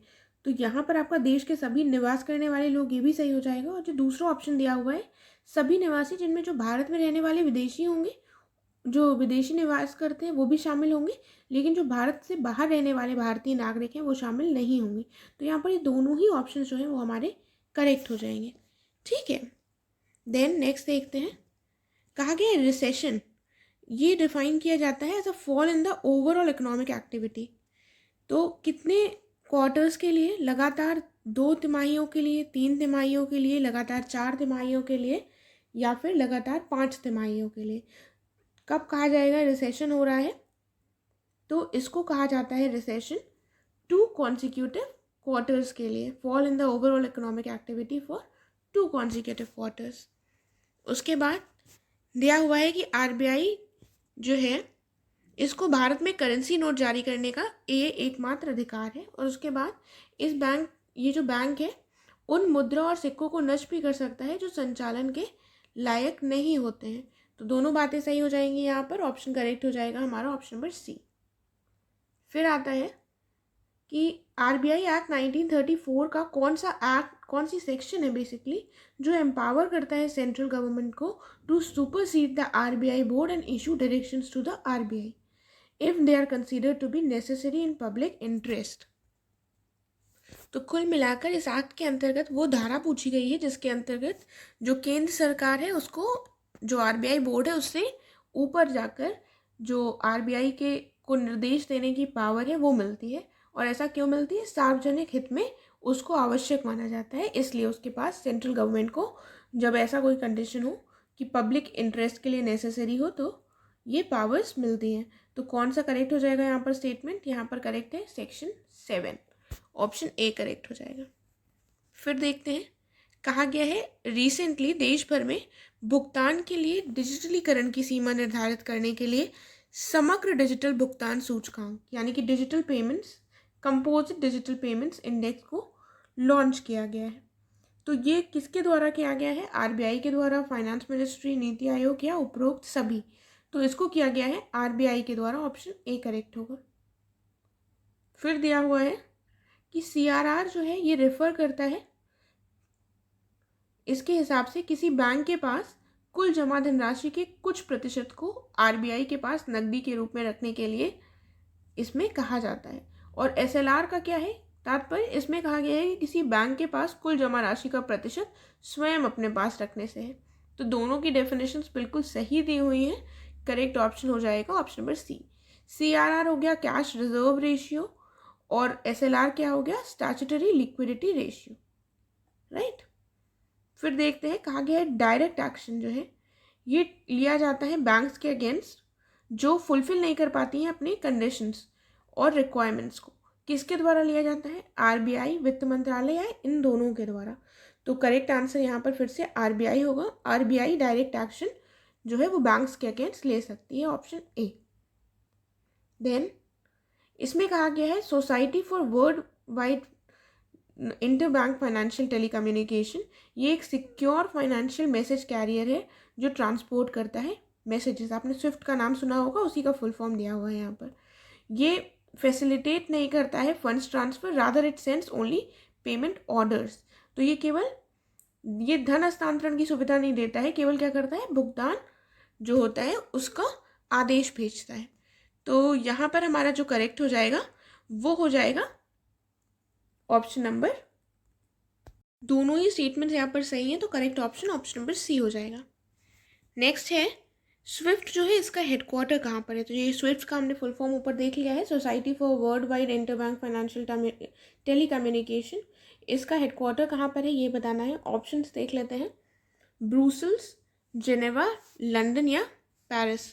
तो इसका जो हेडक्वार्टर है वो पड़ता है ब्रुसेल्स में, ऑप्शन ए यहाँ पर सही है। फिर क्या दिया हुआ है, कहा गया है 2019 में आरबीआई ने किसकी सिफारिशों के आधार पर सार्वजनिक क्रेडिट रजिस्ट्री स्थापित करने का प्रस्ताव दिया था, यानी कि पब्लिक क्रेडिट रजिस्ट्री। तो वो कौन सी कमेटी थी? Yashwant M Deosthalee committee, Narasimha committee, Urjit Patel committee या इनमें से कोई भी नहीं। तो यहाँ हमारा जो करेक्ट आंसर है वो करेक्ट आंसर हो जाएगा Yashwant M Deosthalee committee, option A, right. Next देखते हैं, आरबीआई एक्ट 1934 के हिसाब से एक शेड्यूल्ड बैंक कौन सी होती है? तो ये होती है दूसरी अनुसूची में जो शामिल हो आरबीआई एक्ट के, जिसका पेड अप कैपिटल जो है वो 5 लाख से कम नहीं हो, और इस बात की पुष्टि करता है कि इसके मामलों का जो संचालन है उस तरह से नहीं किया जा रहा है जो जमाकर्ताओं के हितों के लिए हानिकारक हो। तो ये तीनों ही बातें बिल्कुल सही हैं, वही एक शेड्यूल्ड बैंक कहलाएगी जो ये कंडीशंस फुलफिल करेगी, ऑप्शन डी करेक्ट हो जाएगा। देन बैंक और एनबीएफसी में क्या अंतर है? तो पहले में कहा गया है जो बैंक है वो सभी प्रकार के जमा स्वीकार करता है, और एनबीएफसी जो है ये मांग जमा को स्वीकार नहीं करते। और बैंक आरटीजीएस एनईएफटी का समर्थन करता है, जबकि एनबीएफसी इसका समर्थन नहीं करता है। तो ये दोनों बातें बिल्कुल सही हो जाएंगी। इसके साथ ही जो चेक इशू करने का भी राइट होता है, किसके पास होता है? बैंक्स के पास, और ये एनबीएफसी को नहीं मिलता है। ठीक है, तो याद रखिएगा इसको भी। आगे देखते हैं, इंडिया पोस्ट पेमेंट्स बैंक, इसके बारे में लिखा हुआ है, कहा गया है पब्लिक सेक्टर कंपनी है ये, जो department of post ministry of communication के अंतर्गत आती है, और 100% इक्विटी किसके पास है? गवर्नमेंट के पास, और ये रेगुलेट होती है आरबीआई के द्वारा। तो यहाँ पर हमारा कौन सा स्टेटमेंट सही होगा? दोनों बातें बिल्कुल सही है, 100% इक्विटी गवर्नमेंट के पास ही है, तो ऑप्शन सी करेक्ट है। फिर फंक्शंस ऑफ नाबार्ड कहा गया है, इसमें क्या क्या शामिल है? तो सबसे पहले तो नाबार्ड का फुल फॉर्म क्या है ये पता होना चाहिए। National bank for agriculture and rural development, ये नाबार्ड का फुल फॉर्म है। और ये किस ईयर स्टैब्लिश हुआ था इसको कमेंट करके बताइएगा। ये इंपॉर्टेंट पॉइंट है, किस ईयर स्टैब्लिश हुआ था, तो ज़रूर कमेंट कीजिएगा इसका आंसर। यहाँ पर हमारा कौन सा करेक्ट होगा, पहले देख लेते हैं क्या क्या इसका दिया हुआ है फंक्शंस। ये centre of rural credit system है, ये बिल्कुल सही बात है, यानी कि ग्रामीण जो ऋण प्रणाली है उसके केंद्र में ये कार्य करता है। और ये विकासात्मक उद्देश्यों के लिए एसएलडीबी, एसबीसी, आरआरबी और जो कॉमर्शियल बैंक्स हैं उनको पुनर्वित्त यानी कि रीफाइनेंस जो है वो सुविधाएं प्रोवाइड करवाता है। और उसके बाद क्या कहा गया है, जो लघु उद्योग है, ग्रामीण और कुटीर उद्योग है, इनके लिए, इनके निवेश के लिए क्रेडिट व्यवस्था भी उपलब्ध कराता है। ये सारे फंक्शंस हैं नाबार्ड के, तो सारे बिल्कुल सही हैं, ऑप्शन डी करेक्ट होगा। देन नेशनल हाउसिंग बैंक के बारे में कहा गया है कि ये 1987 के राष्ट्रीय आवास नीति के तहत स्टैब्लिश की गई थी, और वर्तमान में केंद्र सरकार को एनएचबी में 100% हिस्सेदारी है। तो यहाँ पर भी दोनों स्टेटमेंट्स हमारे सही होंगे, ऑप्शन सी करेक्ट है। फिर क्या दिया हुआ है, माइक्रो फाइनेंस इंस्टीट्यूशंस, ये क्या है? कहा गया है ये आरबीआई के द्वारा रेगुलेट होते हैं, ये एक गैर जमा एनबीएफसी होते हैं, और इनका जो न्यूनतम नेट स्वामित्व है ये 5 करोड़ का होता है। तो यहाँ पर भी सारी बातें बिल्कुल सही है माइक्रो फाइनेंस इंस्टीट्यूशन से, ऑप्शन करेक्ट हो जाएगा, ऑप्शन नंबर डी। देन कहा गया है कार्ड नेटवर्क्स ये ऑपरेट किए जाते हैं नॉन बैंक्स के द्वारा, जिसके अंतर्गत कौन कौन आता है? वीज़ा, मास्टर कार्ड और अमेरिकन एक्सप्रेस। तो अगर आपने सुना हो, इन सबका नाम सुना होगा, सभी कार्ड नेटवर्क के अंतर्गत आते हैं। ऑप्शन करेक्ट हो जाएगा ऑप्शन नंबर डी। फिर क्या दिया हुआ है, प्रधानमंत्री सुरक्षा बीमा योजना। इसमें कहा गया है बैंक में खाता जो खुला चुके हैं 18 से 70 वर्ष की आयु वर्ग के लोग, उनके लिए ये उपलब्ध है। और इसका प्रीमियम प्रतिवर्ष कितना है, 12 रुपये। तो प्रतिवर्ष प्रीमियम 12 रुपये है। और यहाँ पर ये दोनों स्टेटमेंट्स बिल्कुल सही हैं, ऑप्शन सी करेक्ट हो जाएगा। तो याद रखिएगा, दोनों ही बातें बिल्कुल इम्पॉर्टेंट हैं। 70 साल तक है यहाँ पर एज लिमिट। फिर क्या दिया हुआ है, फाइनेंशियल इंक्लूजन इंडेक्स। ये लॉन्च किया गया था वित्त मंत्री के द्वारा या आरबीआई के द्वारा या इन दोनों के द्वारा। तो करेक्ट आंसर हो जाएगा हमारा ऑप्शन नंबर ए, वित्त मंत्री के द्वारा। ठीक है। Then service price index. Service price index के लिए क्या लिखा हुआ है कि इसको पब्लिश किया जाता है ऑफिस ऑफ इकोनॉमिक एडवाइज़र के द्वारा, जो ministry of commerce and industry के तहत आते हैं। उसके बाद लिखा हुआ है ये मेजर करता है separately inflation in services such as railways, banking, aviation और टेलीकॉम। यानी कि इन सर्विसेज में, इन सेवाओं में पृथक तौर पर ये इन्फ्लेशन को मापता है। तो सही बात है दोनों, ऑप्शन सी करेक्ट होगा। फिर क्या दिया हुआ है, वो कौन सा आर्टिकल है इंडियन कॉन्स्टिट्यूशन का जो एम्पावर करता है पार्लियामेंट को टू फॉर्म न्यू स्टेट्स या यूनियन टेरिटरीज। देखिए इजी क्वेश्चन लग रहा होगा आपको, लेकिन कई बार जो इजी क्वेश्चंस होते हैं वही हम गलत कराते हैं, डिफ़िकल्ट को सही कर देते हैं और इजी गलत हो जाते हैं। तो इसीलिए इनमें कंफ्यूज बिल्कुल नहीं होना है, इसलिए एक दो क्वेश्चंस थोड़े इजी भी होंगे। तो यहाँ पर वो कौन सा आर्टिकल है, वो हो जाएगा हमारा आर्टिकल 3। ठीक है। तो ये बेसिक से आर्टिकल्स है, ये सभी आपको पता होने चाहिए। करेक्ट आंसर ऑप्शन ए हो जाएगा। क्वेश्चन में कहा गया है कि 1773 में ईस्ट इंडिया कंपनी ने ऑब्टेन कर लिए थे diwani rights of Bengal, Bihar and Orissa. तो ये स्टेटमेंट हमारा करेक्ट है। देन सेकंड स्टेटमेंट दिया हुआ है कि रेगुलेटिंग एक्ट जो था 73 का, ये फर्स्ट स्टेप था ब्रिटिश गवर्नमेंट का to control and regulate the affairs of East India company in India. यानी कि ईस्ट इंडिया कंपनी के मामलों को नियंत्रित करने और विनियमित करने का ब्रिटिश गवर्नमेंट का ये पहला कदम था। तो यहाँ पर ये दोनों बातें बिल्कुल सही हो जाएंगी। करेक्ट स्टेटमेंट हमारा कौन सा हो जाएगा, ऑप्शन नंबर सी। ठीक है। देन इंडियन सेक्रेटरी जो थे ये कौन थे, ये एक ब्रिटिश कैबिनेट मंत्री थे, जो प्रीवी काउंसिल थे उसके मेंबर थे, या पॉलिटिकल हेड थे इंडिया ऑफिस के जो रिस्पॉन्सिबल था गवर्नेंस ऑफ ब्रिटिश राज के लिए, या उपरोक्त सभी। तो यहाँ पर ये इंडिया के जो सेक्रेटरी थे, इंडिया सेक्रेटरी, ये तीनों ही चीज़ें उनके बारे में सही हैं। तो ऑप्शन डी सही होगा। नेक्स्ट दिया हुआ है कि चार्टर एक्ट ऑफ 1853, इसने इंट्रोड्यूस किया था एक open competition system for selection and recruitment of civil servants. तो ये सही बात है, 1853 के चार्टर से आया था। और civil service was thus thrown open to the Indians also. इसका मतलब इसके साथ ही भारतीयों के लिए भी सिविल सर्विसेज को खोल दिया गया था। तो ऑप्शन यहाँ पर भी सी करेक्ट होगा। आगे देख लेते हैं आर्टिकल 21। आर्टिकल 21 में क्या क्या इंक्लूडेड है। तो पहला दिया हुआ है राइट टू हेल्थ, उसके बाद right to free education up to 14 years of age, right to free legal aid, right to speedy trial.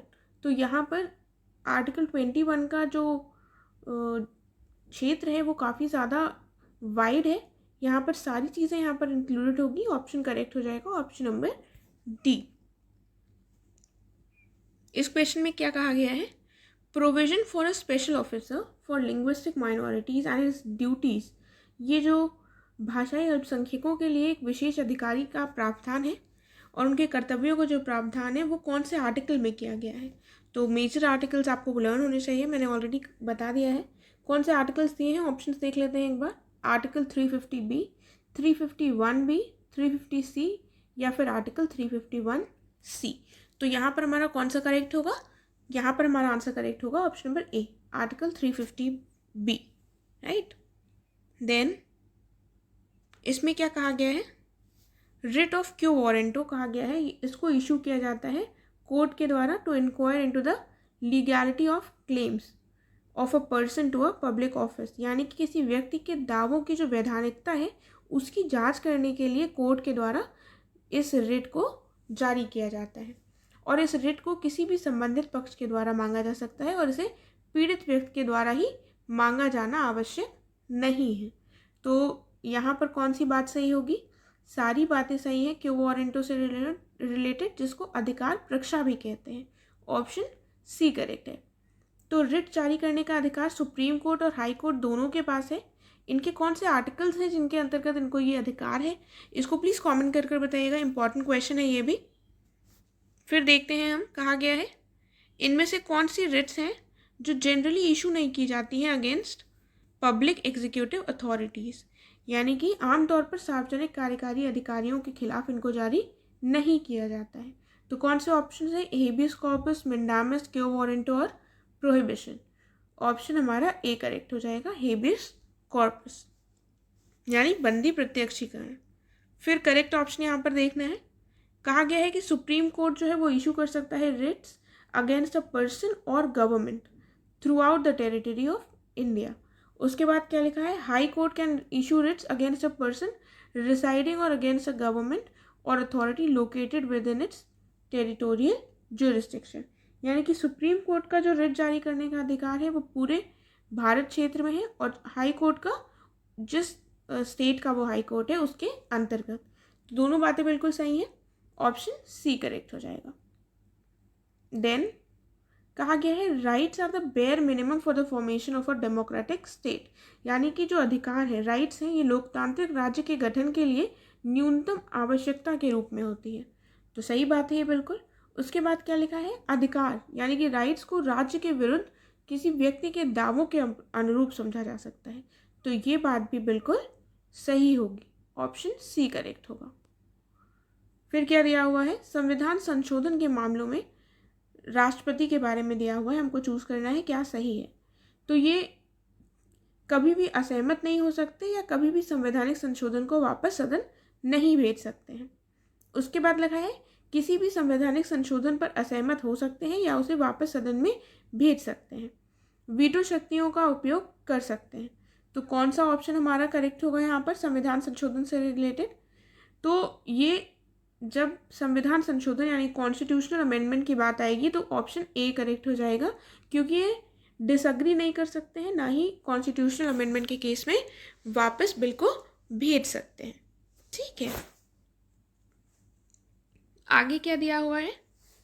तो यहाँ पर फिर से हमको सही स्टेटमेंट बतानी है। पहले में लिखा हुआ है कॉन्स्टिट्यूशनल राइट वो होती है जो कॉन्स्टिट्यूशन में दी गई हो, बिल्कुल सही बात है। और लीगल राइट कौन सी होती है? जिसका उल्लेख विधि पुस्तक में किया गया हो, अर्थात उसे कानून के द्वारा बनाया गया हो। तो यहाँ पर बिल्कुल सही बात है। अगर आप सही से कॉन्स्टिट्यूशनल राइट्स और लीगल राइट्स को समझते होंगे तो आप समझ गए होंगे कि दोनों स्टेटमेंट्स बिल्कुल सही हैं। ऑप्शन हमारा सी करेक्ट हो जाएगा। अब आप ज़रा ये बताइएगा फंडामेंटल राइट्स जो हैं ये लीगल राइट्स के अंतर्गत आएंगे या कॉन्स्टिट्यूशनल या फिर दोनों? तो इसको बताइएगा कमेंट करके। नेक्स्ट क्वेश्चन की तरफ बढ़ते हैं। कहा गया है some of the labour related DPSPs, यानी कि श्रम से संबंधित कौन से DPSPs हैं? आर्टिकल्स दिए हुए हैं आर्टिकल 42, 43 एंड 43A। तो कौन से हो जाएंगे यहाँ पर? यहाँ पर ये सारे के सारे लेबर से रिलेटेड हैं। आर्टिकल्स पहले देख लेते हैं क्या क्या दिए हुए हैं इसके अंतर्गत। तो जो आर्टिकल 42 है उसके अंतर्गत क्या दिया हुआ है? आर्टिकल 42 में दिया हुआ है provision for just and human conditions of work and maternity relief. तो ये हो गया हमारा लेबर से रिलेटेड। 43 में क्या दिया हुआ है? लिविंग वेज, वर्कर्स को लिविंग वेजेस दिए जाएंगे, उससे रिलेटेड दिया हुआ है। और 43A में दिया हुआ है participation of workers in management of industries. तो ये तीनों ही जो हमारे हैं आर्टिकल्स ये DPSP में दिए हुए हैं लेबर से रिलेटेड। ऑप्शन ए करेक्ट हो जाएगा। फिर देखते हैं, अब हमको बताना है कौन सा सही दिया हुआ है, कौन सा करेक्टली मैच्ड है। ये आर्टिकल्स बहुत इंपॉर्टेंट है, सभी जो भी इंपॉर्टेंट आर्टिकल्स है वो हमें पता होने चाहिए। पहला दिया हुआ है article 39A equal justice and free legal aid. उसके बाद दिया हुआ है organisation of village panchayat article 40 में, और 43B में दिया हुआ है प्रमोशन ऑफ कोऑपरेटिव सोसाइटीज़। तो ये तीनों के ही करेक्टली मैच्ड है। ऑप्शन डी करेक्ट हो जाएगा। आगे देखते हैं, to get just and human conditions for work and maternity relief. ये क्या है? ये एक फंडामेंटल राइट है, लीगल राइट है, DPSP है, या ए और सी दोनों हैं। तो क्या हो जाएगा, ये अभी हमने बताया है आपको, हमने आर्टिकल डिस्कस किया है, तो ये एक DPSP है। ठीक है, ऑप्शन सी करेक्ट हो जाएगा। फिर क्या दिया हुआ है, अब हमको बताना है बेसिक स्ट्रक्चर का पार्ट क्या नहीं है। तो आपको पता है कि 1973 के केशवानंद भारती जो केस था, उसके द्वारा जो सुप्रीम कोर्ट है उसने क्या बताया था कि जो संविधान का बेसिक स्ट्रक्चर है उसको अमेंड नहीं किया जा सकता है, और समय समय पर जो भी जजमेंट्स दिए गए हैं सुप्रीम कोर्ट के द्वारा उसमें उन्होंने बेसिक स्ट्रक्चर को डिफाइन किया है। हमारे लिए बेसिक स्ट्रक्चर समझना ईजी है। जो भी संविधान का एसेंस है, जो भी उसके कोर पॉइंट्स आते हैं उनको अमेंड नहीं कर सकते। जैसे सॉवरेनिटी की बात आ रही है अगर हमारे संविधान में, तो उससे रिलेटेड हम कुछ प्रोविजन चेंज नहीं कर सकते हैं कॉन्स्टिट्यूशन में, राइट। तो हमसे अब पूछा गया है कौन सा बेसिक स्ट्रक्चर का पार्ट नहीं है। तो अगर हमको पता है बेसिक स्ट्रक्चर का मतलब, तो हम समझ सकते हैं प्रिंसिपल ऑफ इक्वालिटी, ये बेसिक स्ट्रक्चर का पार्ट है संविधान में। उसके बाद concept of social and economic justice, ये भी हमारे बेसिक स्ट्रक्चर का पार्ट हो जाएगा। Balance between fundamental rights and directive principle, तो ये भी जो है ये भी हमारा बेसिक स्ट्रक्चर का ही पार्ट होगा। तो करेक्ट ऑप्शन डी हो जाएगा, नन ऑफ द अबव। इस क्वेश्चन में आते हैं, कहा गया है गोवा में कोई कॉमन फैमिली लॉ नहीं है। उसके बाद कहा गया है ये एकमात्र ऐसी इंडियन स्टेट है जिसके पास यूनिफॉर्म सिविल कोड है। तो ये बिल्कुल सही बात है सेकंड स्टेटमेंट। फर्स्ट जो है वो गलत हो जाएगी क्योंकि गोवा में सामान्य पारिवारिक कानून उपस्थित है। करेक्ट आंसर हमारा ऑप्शन बी हो जाएगा। देन इसमें क्या कहा गया है, हमें बताना है कि संविधान का जो भाग 4A है इसके तहत इनमें से कौन सा मौलिक कर्तव्य नहीं है। तो मौलिक कर्तव्य आपको सब लर्न होने चाहिए, ध्यान से देख लीजिएगा। पूछ लिया जाता है एग्जाम में ऐसे, to pay taxes on time, to respect the national flag, to protect the environment, to develop the scientific and rational temper. तो आपको पता है to pay taxes on time जो है ये हमारा फंडामेंटल ड्यूटीज़ के अंतर्गत नहीं मौजूद है। जो स्वर्ण सिंह कमेटी थी इसने दिए थे फंडामेंटल ड्यूटीज़। इन्होंने 8 फंडामेंटल ड्यूटीज़ दिए थे, लेकिन संविधान में टोटल 10 फंडामेंटल ड्यूटीज़ ऐड किए गए थे। जो 2 थे उसको गवर्नमेंट के द्वारा ऐड किया गया था, ठीक है। और जो 11th फंडामेंटल ड्यूटी है वो किस अमेंडमेंट के द्वारा ऐड की गई है, इसको कमेंट करके बताइएगा, इंपॉर्टेंट पॉइंट है। और ये जो पे टैक्सेस ऑन टाइम है ये हमारे फंडामेंटल ड्यूटीज़ में एडेड नहीं है। देन आगे देखते हैं, आर्टिकल 75 जो है लिखा हुआ है कि ये क्लियरली स्टेट करता है कि जो काउंसिल ऑफ मिनिस्टर्स हैं ये कलेक्टिवली रिस्पॉन्सिबल होंगे लोकसभा के लिए। उसके बाद क्या लिखा हुआ है कि जितने भी मिनिस्टर्स हैं ये जॉइंट रिस्पॉन्सिबिलिटी रखते हैं लोकसभा के प्रति। तो ये भी बिल्कुल सही बात है, ऑप्शन सी करेक्ट हो जाएगा। अब हम आ गए हैं 100th क्वेश्चन पर। कहा गया है स्टेट लिस्ट जो है इसमें कौन कौन से सब्जेक्ट्स आते हैं। तो जो भी मेजर सब्जेक्ट्स आते हैं वो आप देख लीजिएगा एक बार, क्या क्या लिखा हुआ है। इसमें लिखा हुआ है पुलिस, ट्रेड, एग्रीकल्चर और इरिगेशन। तो कौन से आते हैं स्टेट लिस्ट के अंतर्गत, ये सारे ही स्टेट लिस्ट का ही पार्ट है, तो ऑप्शन ए करेक्ट हो जाएगा, ठीक है।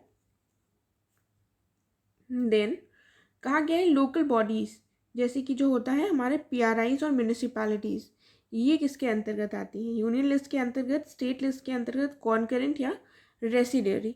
तो ये भी आती है हमारे स्टेट लिस्ट के अंतर्गत ही, ठीक है। ये भी स्टेट सब्जेक्ट है, ऑप्शन बी करेक्ट होगा। आगे देखते हैं, अब कहा गया है जो स्पोर्ट्स है ये कौन सी लिस्ट के अंतर्गत दिया हुआ है। फिर से वही ऑप्शंस हैं, एक नन ऑफ द अबव भी आ गया है। तो देख लेते हैं इसका क्या आंसर होगा। देखिए ये थोड़ा कंफ्यूजिंग हो सकता है, आपको यूनियन लिस्ट लग रहा होगा शायद, लेकिन जो स्पोर्ट्स है ये स्टेट सब्जेक्ट ही है, ऑप्शन बी करेक्ट होगा। तो याद रखिएगा इसको हालांकि बात चल रही है कि कॉन्करेंट लिस्ट में ट्रांसफ़र कर दिया जाए, लेकिन ऐसा भी कुछ हुआ नहीं है, ये स्टेट सब्जेक्ट ही है। फिर देखते हैं क्या है। उसके बाद कहा गया है साइबर लॉज जो है ये रेसिडेंट्री लिस्ट में आते हैं और यूनियन लेजिस्लेचर के पास पावर है to legislate on such matters. तो केवल यूनियन लेजिस्लेचर ही ऐसे सब्जेक्ट पर कानून बना सकता है। तो अगर आप देखें जब हमारा संविधान बना था उस टाइम पर साइबर लॉज की कोई बात नहीं थी, उस समय पर ये नहीं आए थे। उसके बाद डेवलपमेंट हुआ है टेक्नोलॉजी का। तो ये जो हमें पता है कि जो भी सब्जेक्ट्स उसमें मेंशन नहीं है वो रेसिडुअरी लिस्ट में आ जाते हैं। और उसके अलावा इन पर बनाने की कानून किसके पास शक्ति होती है? यूनियन लेजिस्लेचर के पास। तो दोनों जो स्टेटमेंट्स हैं हमारे करेक्ट हो जाएंगे, ऑप्शन सी। देन अब हमको आर्टिकल बताना है कॉन्स्टिट्यूशन का जो प्रोवाइड करता है इंटर स्टेट काउंसिल के स्टैब्लिशमेंट से संबंधित प्रावधान। तो वो कौन से आर्टिकल्स हैं? आर्टिकल 263, 264, 265 या 266। तो करेक्ट आंसर है आर्टिकल 263। ऐसा क्वेश्चन कई बार पूछा जा चुका है इंटर स्टेट काउंसिल से रिलेटेड, तो इसका आर्टिकल बहुत इंपॉर्टेंट है, याद रखिएगा। उसके बाद इस क्वेश्चन में क्या कहा गया है? जो प्रेसिडेंट है वो डिक्लेयर कर सकते हैं national emergency only on the basis of written request by the council of ministers which is headed by the prime minister. तो प्रधानमंत्री की अध्यक्षता में मंत्रिपरिषद का जब लिखित अनुरोध होता है उसी के आधार पर राष्ट्रीय आपातकाल की घोषणा की जा सकती है। दूसरा दिया हुआ है, इसको आर्टिकल 352 के अंतर्गत डिक्लेयर किया जाता है। तो ये दोनों बातें बिल्कुल सही हैं, ऑप्शन सी करेक्ट हो जाएगा। और जो स्टेट इमरजेंसी होती है उसको आर्टिकल 356 में मेंशन्ड है और फाइनेंशियल इमरजेंसी आर्टिकल 360 में। तो ये बेसिक्स से आर्टिकल्स हैं, आपको पता होने चाहिए। फिर कहा गया है जो प्रेसिडेंट्स रूल है यानी स्टेट इमरजेंसी जो मैंने बोला था, तो प्रेसिडेंट रूल जो है उसको लागू करने की घोषणा को संसद के दोनों सदनों के द्वारा कितने दिनों के अंदर अनुमोदित कर देना चाहिए, यानी कि अप्रूव कर देना चाहिए। तो क्या करेक्ट आंसर होगा यहाँ पर? विद इन 60 डेज उसको अप्रूव करना इंपॉर्टेंट है, ऑप्शन सी। आगे बढ़ते हैं। कहा गया है अगर दोनों हाउसेस के द्वारा अप्रूव कर दिया जाता है तो प्रेसिडेंट रूल कितने दिनों के लिए कंटिन्यू हो सकता है? 3 मंथ्स, 6 मंथ्स या 1 ईयर? तो ये कंटिन्यू हो सकता है 6 मंथ्स के लिए, ऑप्शन हमारा बी करेक्ट हो जाएगा। देन आर्टिकल 356 कहा गया है is justified only when there is a breakdown of. इसको कब आर्टिकल 356 का औचित्य माना जाएगा? जब कॉन्स्टिट्यूशनल मशीनरी का ब्रेक डाउन हो, जब एडमिनिस्ट्रेटिव मशीनरी का ब्रेक डाउन हो। तो इसको तभी माना जाएगा जब कॉन्स्टिट्यूशनल यानी कि संवैधानिक मशीनरी का ब्रेक डाउन हो, ऑप्शन ए करेक्ट होगा। आगे बढ़ते हैं। इसमें कहा गया है कि प्रेसिडेंट ऑफ इंडिया का जो इलेक्शन प्रोसेस है उसके बारे में स्टेटमेंट्स दिए गए हैं। कहा गया है आरबीआई में जो भी उम्मीदवार है उनको 15,000 रुपये की जमानत राशि जमा करनी होती है। जमानत राशि यानी कि सिक्योरिटी डिपॉजिट। जैसे मिनिमम नंबर ऑफ वोट्स होते हैं, अगर किसी कंटेंडर को उतने नहीं मिलते हैं तो इनकी ये जो राशि होती है ये जब्त कर ली जाती है। और उसके बाद कहा गया है उम्मीदवार द्वारा 1/6 मतों को सुरक्षित रखने में विफल रहने पर इस जमानत राशि को जब्त कर लिया जाता है। तो यहाँ पर ये दोनों स्टेटमेंट्स बिल्कुल सही हैं। अगर 1/6 वोट उनको नहीं मिलते हैं तो उनकी जमानत राशि जब्त हो जाती है, ऑप्शन सी हो जाएगा। फिर क्या लिखा हुआ है? अब हमसे पूछा गया है ट्रीटी ऑफ वर्साइल्स का पार्ट के रूप में कौन सा संगठन निर्मित हुआ था 1919 में? वर्साई की संधि हुई थी उसके तहत।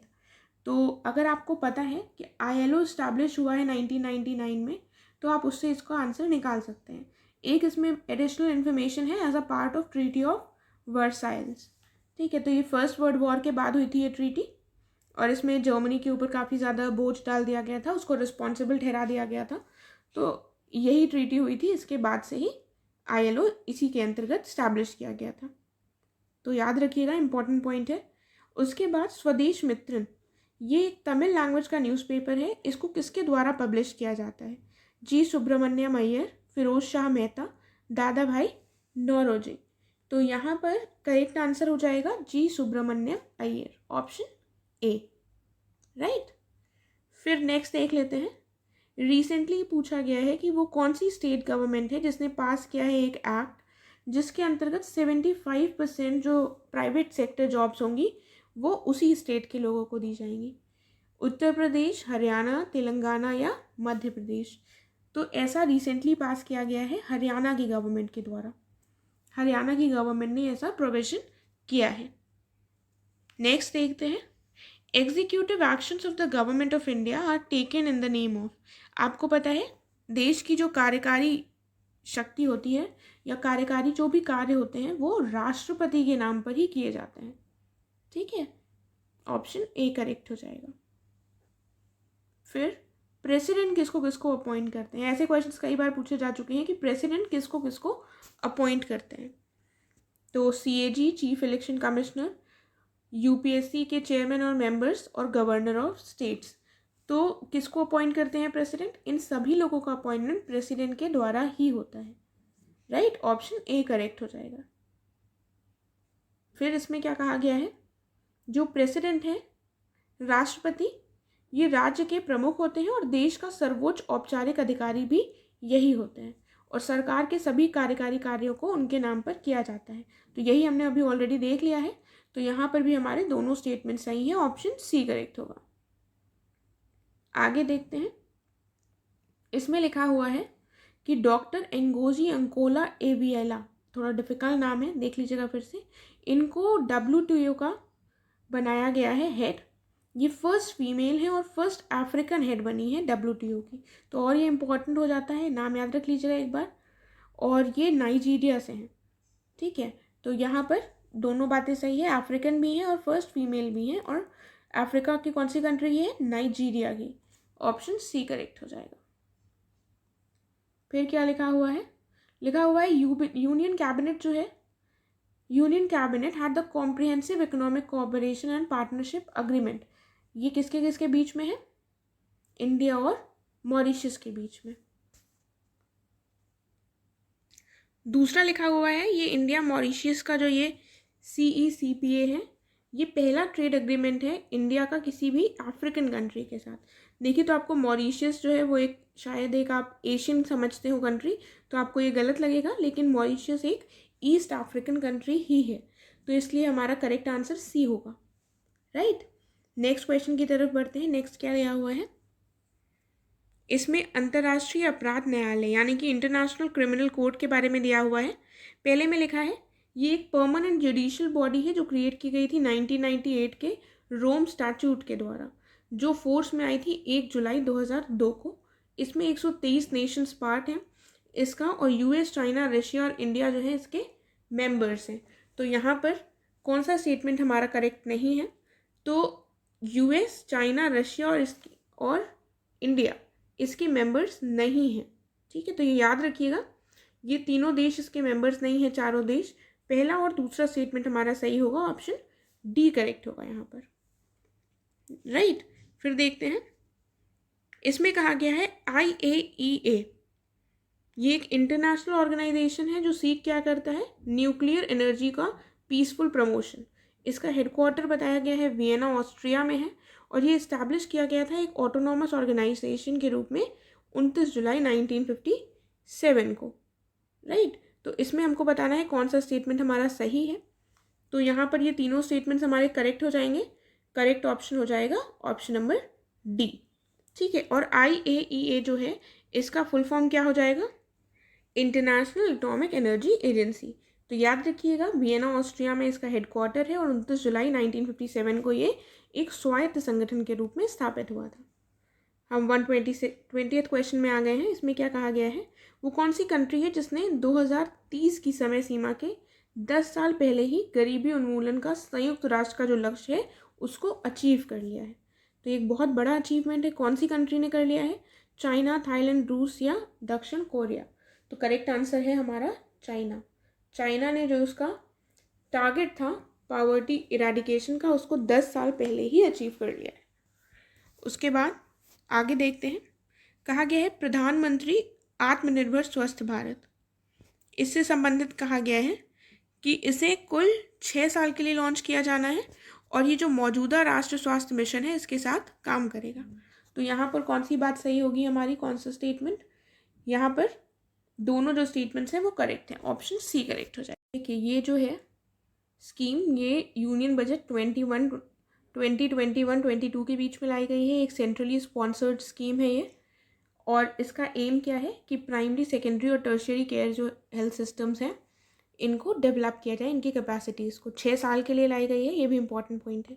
नेक्स्ट क्वेश्चन देख लेते हैं, ग्लोबल न्यूट्रिशन रिपोर्ट। तो वैश्विक पोषण रिपोर्ट 2020 के अनुसार कहा गया है कि महिलाओं की जो प्रजनन आयु है इसमें अनीमिया को कम करने के लक्ष्य को पूरा करने में बहुत कम प्रगति हुई है। और उसके बाद क्या लिखा है दूसरा स्टेटमेंट कि 15 से 49 ईयर्स की जो आयु की महिलाएं हैं उनमें 51.4% महिलाएं अनीमिक हैं। तो इस रिपोर्ट के हिसाब से ये दोनों बातें बिल्कुल सही हैं, ऑप्शन सी करेक्ट होगा, याद रखिएगा। उसके बाद क्या दिया हुआ है, यूनियन बजट 21-22 के हिसाब से कृषि आधारभूत संरचना और विकास उपकर लगाया गया है।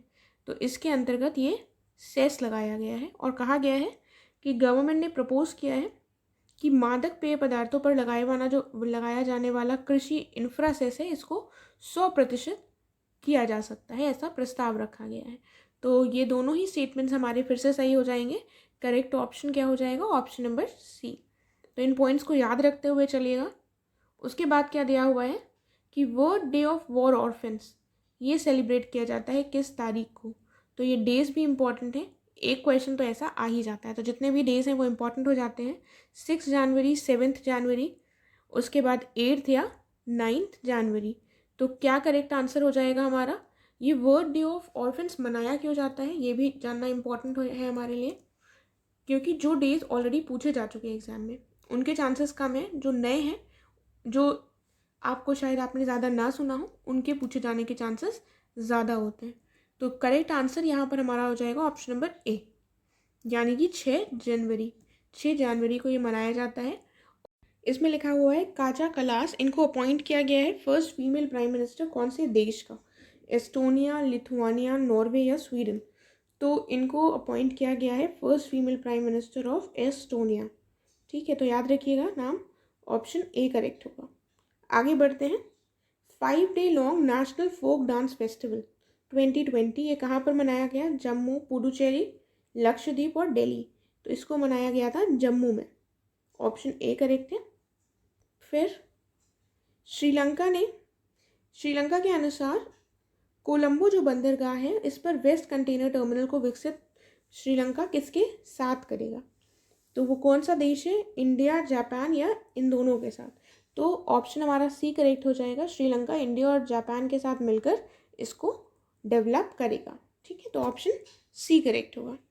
आगे इसमें कहा गया है कि यूएसए जो है वो United Nations human rights council में री इलेक्शन की मांग करेगा।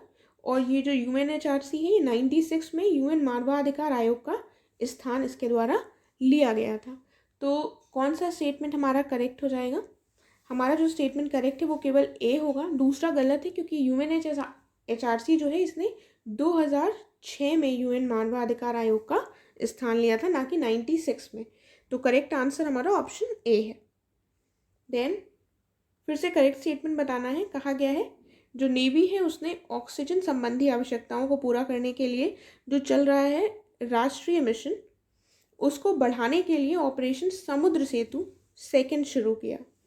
तो ये सही बात है। तो ये भी पूछ सकते हैं कि समुद्र सेतु जो ऑपरेशन है 2 ये किससे संबंधित है, ये संबंधित है ऑक्सीजन रिक्वायरमेंट्स को पूरा करने से। उसके बाद कहा गया है नेवी ने ही वंदे भारत मिशन में एक भाग के रूप में ऑपरेशन समुद्र सेतु को लॉन्च किया था और वहाँ जो फंसे भारतीय नागरिक उनको निकाला गया था। तो ये दोनों ही स्टेटमेंट्स बिल्कुल सही हैं, ऑप्शन करेक्ट हो जाएगा हमारा ऑप्शन नंबर सी। आगे देख लेते हैं नेक्स्ट क्वेश्चन। जो इंडियन साइंटिस्ट हैं इन्होंने डेवलप किया है एक high yielding pest resistant variety soybean की। तो उसका नाम बताना है हमको, मैक्स 1407, ACS 1407, सोया 1407। तो क्या करेक्ट होगा, करेक्ट आंसर है मैक्स 1407। तो ये इंडियन साइंटिस्ट ने डेवलप की है, सोयाबीन की वैरायटी है, इम्पॉर्टेंट है इसलिए। उसके बाद क्या लिखा हुआ है, हमको यहाँ पर बताना है कि कौन सी कंट्रीज़ ने रिसेंटली लॉन्च किया है सप्लाई चेन रेजिलियंस इनिशिएटिव। यानी कि ये जो इनिशिएटिव है ये मेनली शुरू किया गया है जो चाइना पर कंट्रीज़ का डिपेंडेंस है और सप्लाई चेन के मामले में कंट्रीज़ इसी पर डिपेंडेंट है। तो इसको ऑल्टरनेटिव के रूप में इस इनिशिएटिव को लॉन्च किया गया है to build a resilient supply chain in Indo Pacific reason.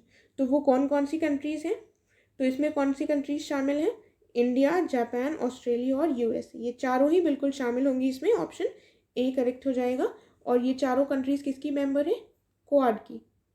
ठीक है, तो क्वाड की अभी एक मार्च के मंथ में एक मीटिंग हुई थी रिसेंटली। तो वो मीटिंग जो थी वो किसने होस्ट की थी आपको बताना है कमेंट कर अगर आपको पता है तो। देन नेक्स्ट क्वेश्चन की तरफ बढ़ते हैं। इसमें कहा गया है लिक्विड ऑक्सीजन, ये क्या है? ये लिक्विड फॉर्म है मॉलिक्यूलर ऑक्सीजन का, ये पेल ब्लू कलर का है और ये स्ट्रांगली पैरामैग्नेटिक है। तो करेक्ट आंसर जो है हमारा हो जाएगा, तीनों ही स्टेटमेंट्स करेक्ट हैं, ऑप्शन डी करेक्ट होगा। नेक्स्ट देखते हैं, ये मारिब, ये रिसेंटली न्यूज़ में प्लेस रही है, तो कहाँ पर लोकेटेड है, कहाँ की प्लेस है ये? तो ये प्लेस है, ऑप्शंस देख लेते हैं पहले, सऊदी अरब, येमेन, इज़राइल या ईरान। तो मारिब लोकेटेड है सऊदी अरब में। देन बायलेटरल एक्सरसाइज वरुण 2021, ये अरेबियन सी में हुई है और ये इंडिया के साथ कौन सा देश है जो ये एक्सरसाइज करता है? ये एक्सरसाइजेस भी इंपॉर्टेंट है, यूएस, थाईलैंड, फ्रांस या यूके। तो ये इंडिया और फ्रांस की एक्सरसाइज है, ऑप्शन सी। देन राबी क्रॉप के बारे में हमको बताना है, कौन सा इसमें राबी क्रॉप होगा? तो वीट, बार्ले, मस्टर्ड और राइस, इसमें से राबी क्रॉप कौन से हैं? तो जो राइस है ये एक खरीफ फसल है, यानी कि खरीफ क्रॉप है। तो 1, 2, 3 करेक्ट ऑप्शन होगा, ऑप्शन डी। आगे देखते हैं, इसमें national payments corporation of India के बारे में स्टेटमेंट्स दिए हुए हैं। कहा गया है ये आरबीआई के स्वामित्व के तहत खुदरा भुगतान और निपटान प्रणाली के संचालन के लिए एक विशेष संगठन है, यानी कि एक अम्ब्रेला ऑर्गेनाइजेशन है जो ऑपरेट करता है रिटेल पेमेंट से और सेटलमेंट सिस्टम से under the ownership of RBI. और ये 2008 में फाउंड हुआ था, इसका हेडक्वार्टर मुंबई में है। तो कौन सा स्टेटमेंट सही होगा? ये सारे स्टेटमेंट्स बिल्कुल सही हैं, एनपीसीआई से रिलेटेड, ऑप्शन डी करेक्ट हो जाएगा। आगे बढ़ते हैं, इद्रिस डेबी इत्नो, इनका रिसेंटली निधन हो गया और ये प्रेसिडेंट थे किसी एक देश के। तो हमें बताना है कि ये कौन सी कंट्री के प्रेसिडेंट थे जिनका निधन हुआ है? चाद, नाइजर, लीबिया या इथियोपिया। तो करेक्ट आंसर क्या है? चाद, ऑप्शन ए। फिर पीएम कुसुम स्कीम के बारे में कहा गया है, इसका एम है to add a solar capacity of 25,750 megawatts by कौन से ईयर तक ये कैपेसिटी को ऑब्टेन करना है? 2022, 24, 25 या 30। तो इसका उद्देश्य है 2022 तक इतनी मेगावाट सोलर कैपेसिटी को ऑब्टेन करना। आगे देख लेते हैं नेक्स्ट क्वेश्चन। कहा गया है कैबिनेट ने अप्रूव कर दिया है development of affordable renting housing complexes, ये ARH कहा जाता है, ARHC for urban migrants and poor as a sub scheme under the प्रधानमंत्री आवास योजना। तो कैबिनेट ने किसको अप्रूव किया है? Development of ARHCs for urban migrants के लिए और गरीब लोगों के लिए। और ये सब स्कीम किसके अंतर्गत होगी? ये होगी प्रधानमंत्री आवास योजना के तहत उपयोजना। तो बिल्कुल सही स्टेटमेंट है ये। उसके बाद क्या लिखा है? सेकेंड स्टेटमेंट लिखा हुआ है कि ARHCs जो हैं ये डेवलप किए गए हैं एक्सक्लूसिव यूज़ के लिए रेंटल हाउसिंग में for a minimum period of 25 years. तो यहाँ पर दोनों ही स्टेटमेंट्स हमारे करेक्ट हैं, ऑप्शन सी सही हो जाएगा। नेक्स्ट देखते हैं, इसमें गरीब कल्याण रोजगार अभियान से रिलेटेड 2 स्टेटमेंट्स हैं। पहले में लिखा है कि ये 125 डेज़ के लिए एक कैंपेन है और उसके बाद लिखा हुआ है कि ये 116 डिस्ट्रिक्ट्स में 6 स्टेट्स के 116 डिस्ट्रिक्ट्स में चलाई जा रही है। तो यहाँ पर भी ये दोनों बातें बिल्कुल सही हैं। गरीब कल्याण रोजगार अभियान से रिलेटेड ये 125 दिनों का एक केंद्रित अभियान है, एक फोकस्ड कैंपेन है और 6 स्टेट्स के 116 डिस्ट्रिक्ट्स में इसको चलाया जा रहा है, ऑप्शन सी करेक्ट होगा। आगे बढ़ते हैं, कहा गया है कीमो ऑटोट्रॉप्स, जो कीमो ऑटोट्रॉप्स हैं ये कार्बन डाइऑक्साइड या इसी तरह के जो भी मॉलिक्यूल्स होते हैं उनसे कार्बनिक यौगिक यानी कि ऑर्गेनिक कंपाउंड्स का निर्माण करने के लिए रसायनों से ऊर्जा का उपयोग करते हैं। तो ये बात बिल्कुल सही है। कीमो ऑटोट्रॉप से रिलेटेड कीमो आ जाता है तो अपने आप वहाँ पर केमिकल से ही रिलेटेड होगा। They use energy from chemicals to build organic compounds.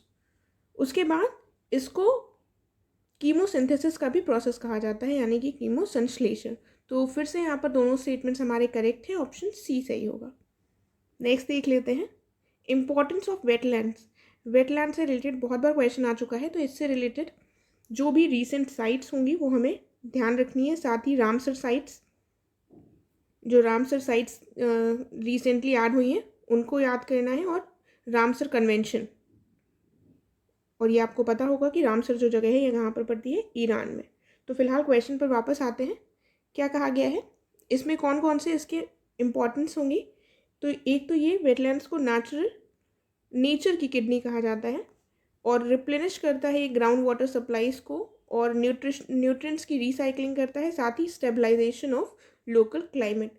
तो ये सारे ही इसकी इम्पोर्टेंस में इंक्लूडेड होगा, ऑप्शन ए हो जाएगा यहाँ पर। देन बर्ड लाइफ इंटरनेशनल, ये क्या है, ये world's largest nature conservation partnership है। बिल्कुल सही बात है। And together there are 120 BirdLife partners worldwide. तो ये दोनों बातें बिल्कुल सही हैं, ऑप्शन हमारा करेक्ट हो जाएगा, ऑप्शन नंबर सी। तो ये जो बर्ड लाइफ इंटरनेशनल है ये फाउंड हुआ था 1922 में, और इसके 6 ग्लोबल वो हैं ऑफिसेस, 6 इसके बेसिकली रीजनल ऑफिसेस हैं, और एक ग्लोबल ऑफिस है जो कि कैम्ब्रिज यूके में पड़ता है। ठीक है, तो ये थोड़ी बेसिक इन्फॉर्मेशन इसके बारे में पता होनी चाहिए। फिर आते हैं, ये पासेस दिए हुए हैं, इनको हमें नॉर्थ टू साउथ अरेंज करना है। तो पासेस को मैप में अगर हम लोकेट कर लेंगे तो वो ईजी रहेगा हमारे लिए। फिलहाल यहाँ पर जो पासेस हैं वो हैं जोजिला पास, बारलाचा पास और लिपू लेक। तो ये कौन सी स्टेट्स में पड़ते हैं, पहले तो ये देख लेते हैं। तो ये जोजिला जो पास है ये पड़ता है लद्दाख में, और जो बारलाचा पास है ये कनेक्ट करता है लाहौल डिस्ट्रिक्ट हिमाचल प्रदेश की उसको लेह डिस्ट्रिक्ट ऑफ लद्दाख से। ठीक है, देन क्या दिया हुआ है, लिपू लेक, ये कहाँ पर पड़ता है। देखिए ये जो पासेस हैं वो अलग अलग भी हमसे पूछे जा सकते हैं। तो लिपू लेक जो पास है ये पड़ता है हमारा जम्मू कश्मीर में। ठीक है, तो ये लिपू लेक पड़ता है उत्तराखंड में, ना कि जम्मू कश्मीर में। तो इससे हमारा करेक्ट आंसर क्या हो जाएगा, 1, 2 और 3 जो ये सीक्वेंस दिया हुआ है नॉर्थ टू साउथ का ही दिया हुआ है, ऑप्शन ए करेक्ट होगा। आगे देख लेते हैं नेक्स्ट क्वेश्चन को। इसमें हमको फॉरेस्ट सर्वे ऑफ इंडिया से रिलेटेड करेक्ट स्टेटमेंट बताना है। पहले में कहा गया है ये एक ऑर्गेनाइजेशन है जो MOEFCC के अंतर्गत आता है।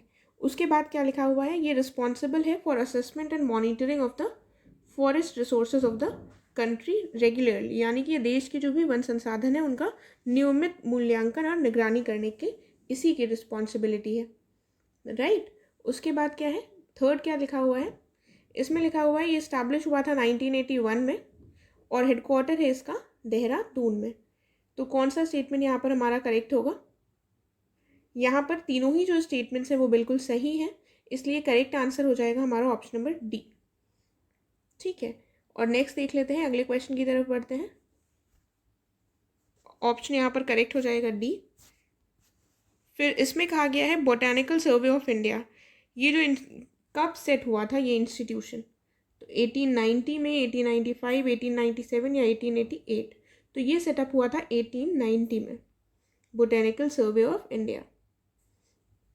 देन 1 ट्रिलियन ट्रीज इनिशिएटिव, ये कौन सी ऑर्गेनाइजेशन का इनिशिएटिव है, world economic forum, UNEP, UNFCC, WHO। तो यहाँ पर ये जो इनिशिएटिव लॉन्च किया गया है ये लॉन्च किया गया है वर्ल्ड इकोनॉमिक फोरम के द्वारा, वर्ल्ड 1 ट्रिलियन ट्रीज इनिशिएटिव, याद रखिएगा, इंपॉर्टेंट है। नेक्स्ट है एजेंडा 21 जो है ये प्रोडक्ट है अर्थ समिट का, जो ऑर्गेनाइज की गई थी यूनाइटेड नेशंस के द्वारा रियो डी जेनेरियो ब्राज़ील में 1992 में। तो ये बहुत इंपॉर्टेंट है क्योंकि पूछा जाता है कि एजेंडा 21 का रिलेशन किससे है, तो ये अर्थ समिट 1992 से ही रिलेटेड है। पहला स्टेटमेंट करेक्ट है। फिर कहा गया है इंडिया एजेंडा 21 का सिग्नेटरी है, तो इंडिया बिल्कुल इसका सिग्नेटरी है, करेक्ट ऑप्शन सी हो जाएगा। Then world wide fund for nature, ये एक इंटरनेशनल नॉन गवर्नमेंटल ऑर्गेनाइजेशन है, 1961 में इसको फाउंड किया गया था, और ये वन संरक्षण और पर्यावरण पर मानव गतिविधियों को कम करने के क्षेत्र में काम करता है। तो ये भी बात बिल्कुल सही है, करेक्ट ऑप्शन हो जाएगा हमारा ऑप्शन नंबर डी। अब हम आते हैं लास्ट क्वेश्चन पर। इसमें कहा गया है एनवायरमेंट प्रोटेक्शन एक्ट 1986। तो पहले तो ये इंपॉर्टेंट है कि हम इस एक्ट का ईयर याद रखें। इसको एनैक्ट किया गया था कौन से आर्टिकल के अंतर्गत, तो आर्टिकल 253, 254, 255 या 256। करेक्ट आंसर है हमारा आर्टिकल 253। तो इसको याद रखिएगा। इसके साथ हमारा ये कंप्लीट हुआ। अगर आपके कोई भी डाउट्स हैं तो आप उसको कमेंट करके पूछिएगा। I will try to resolve that. Thank you so much.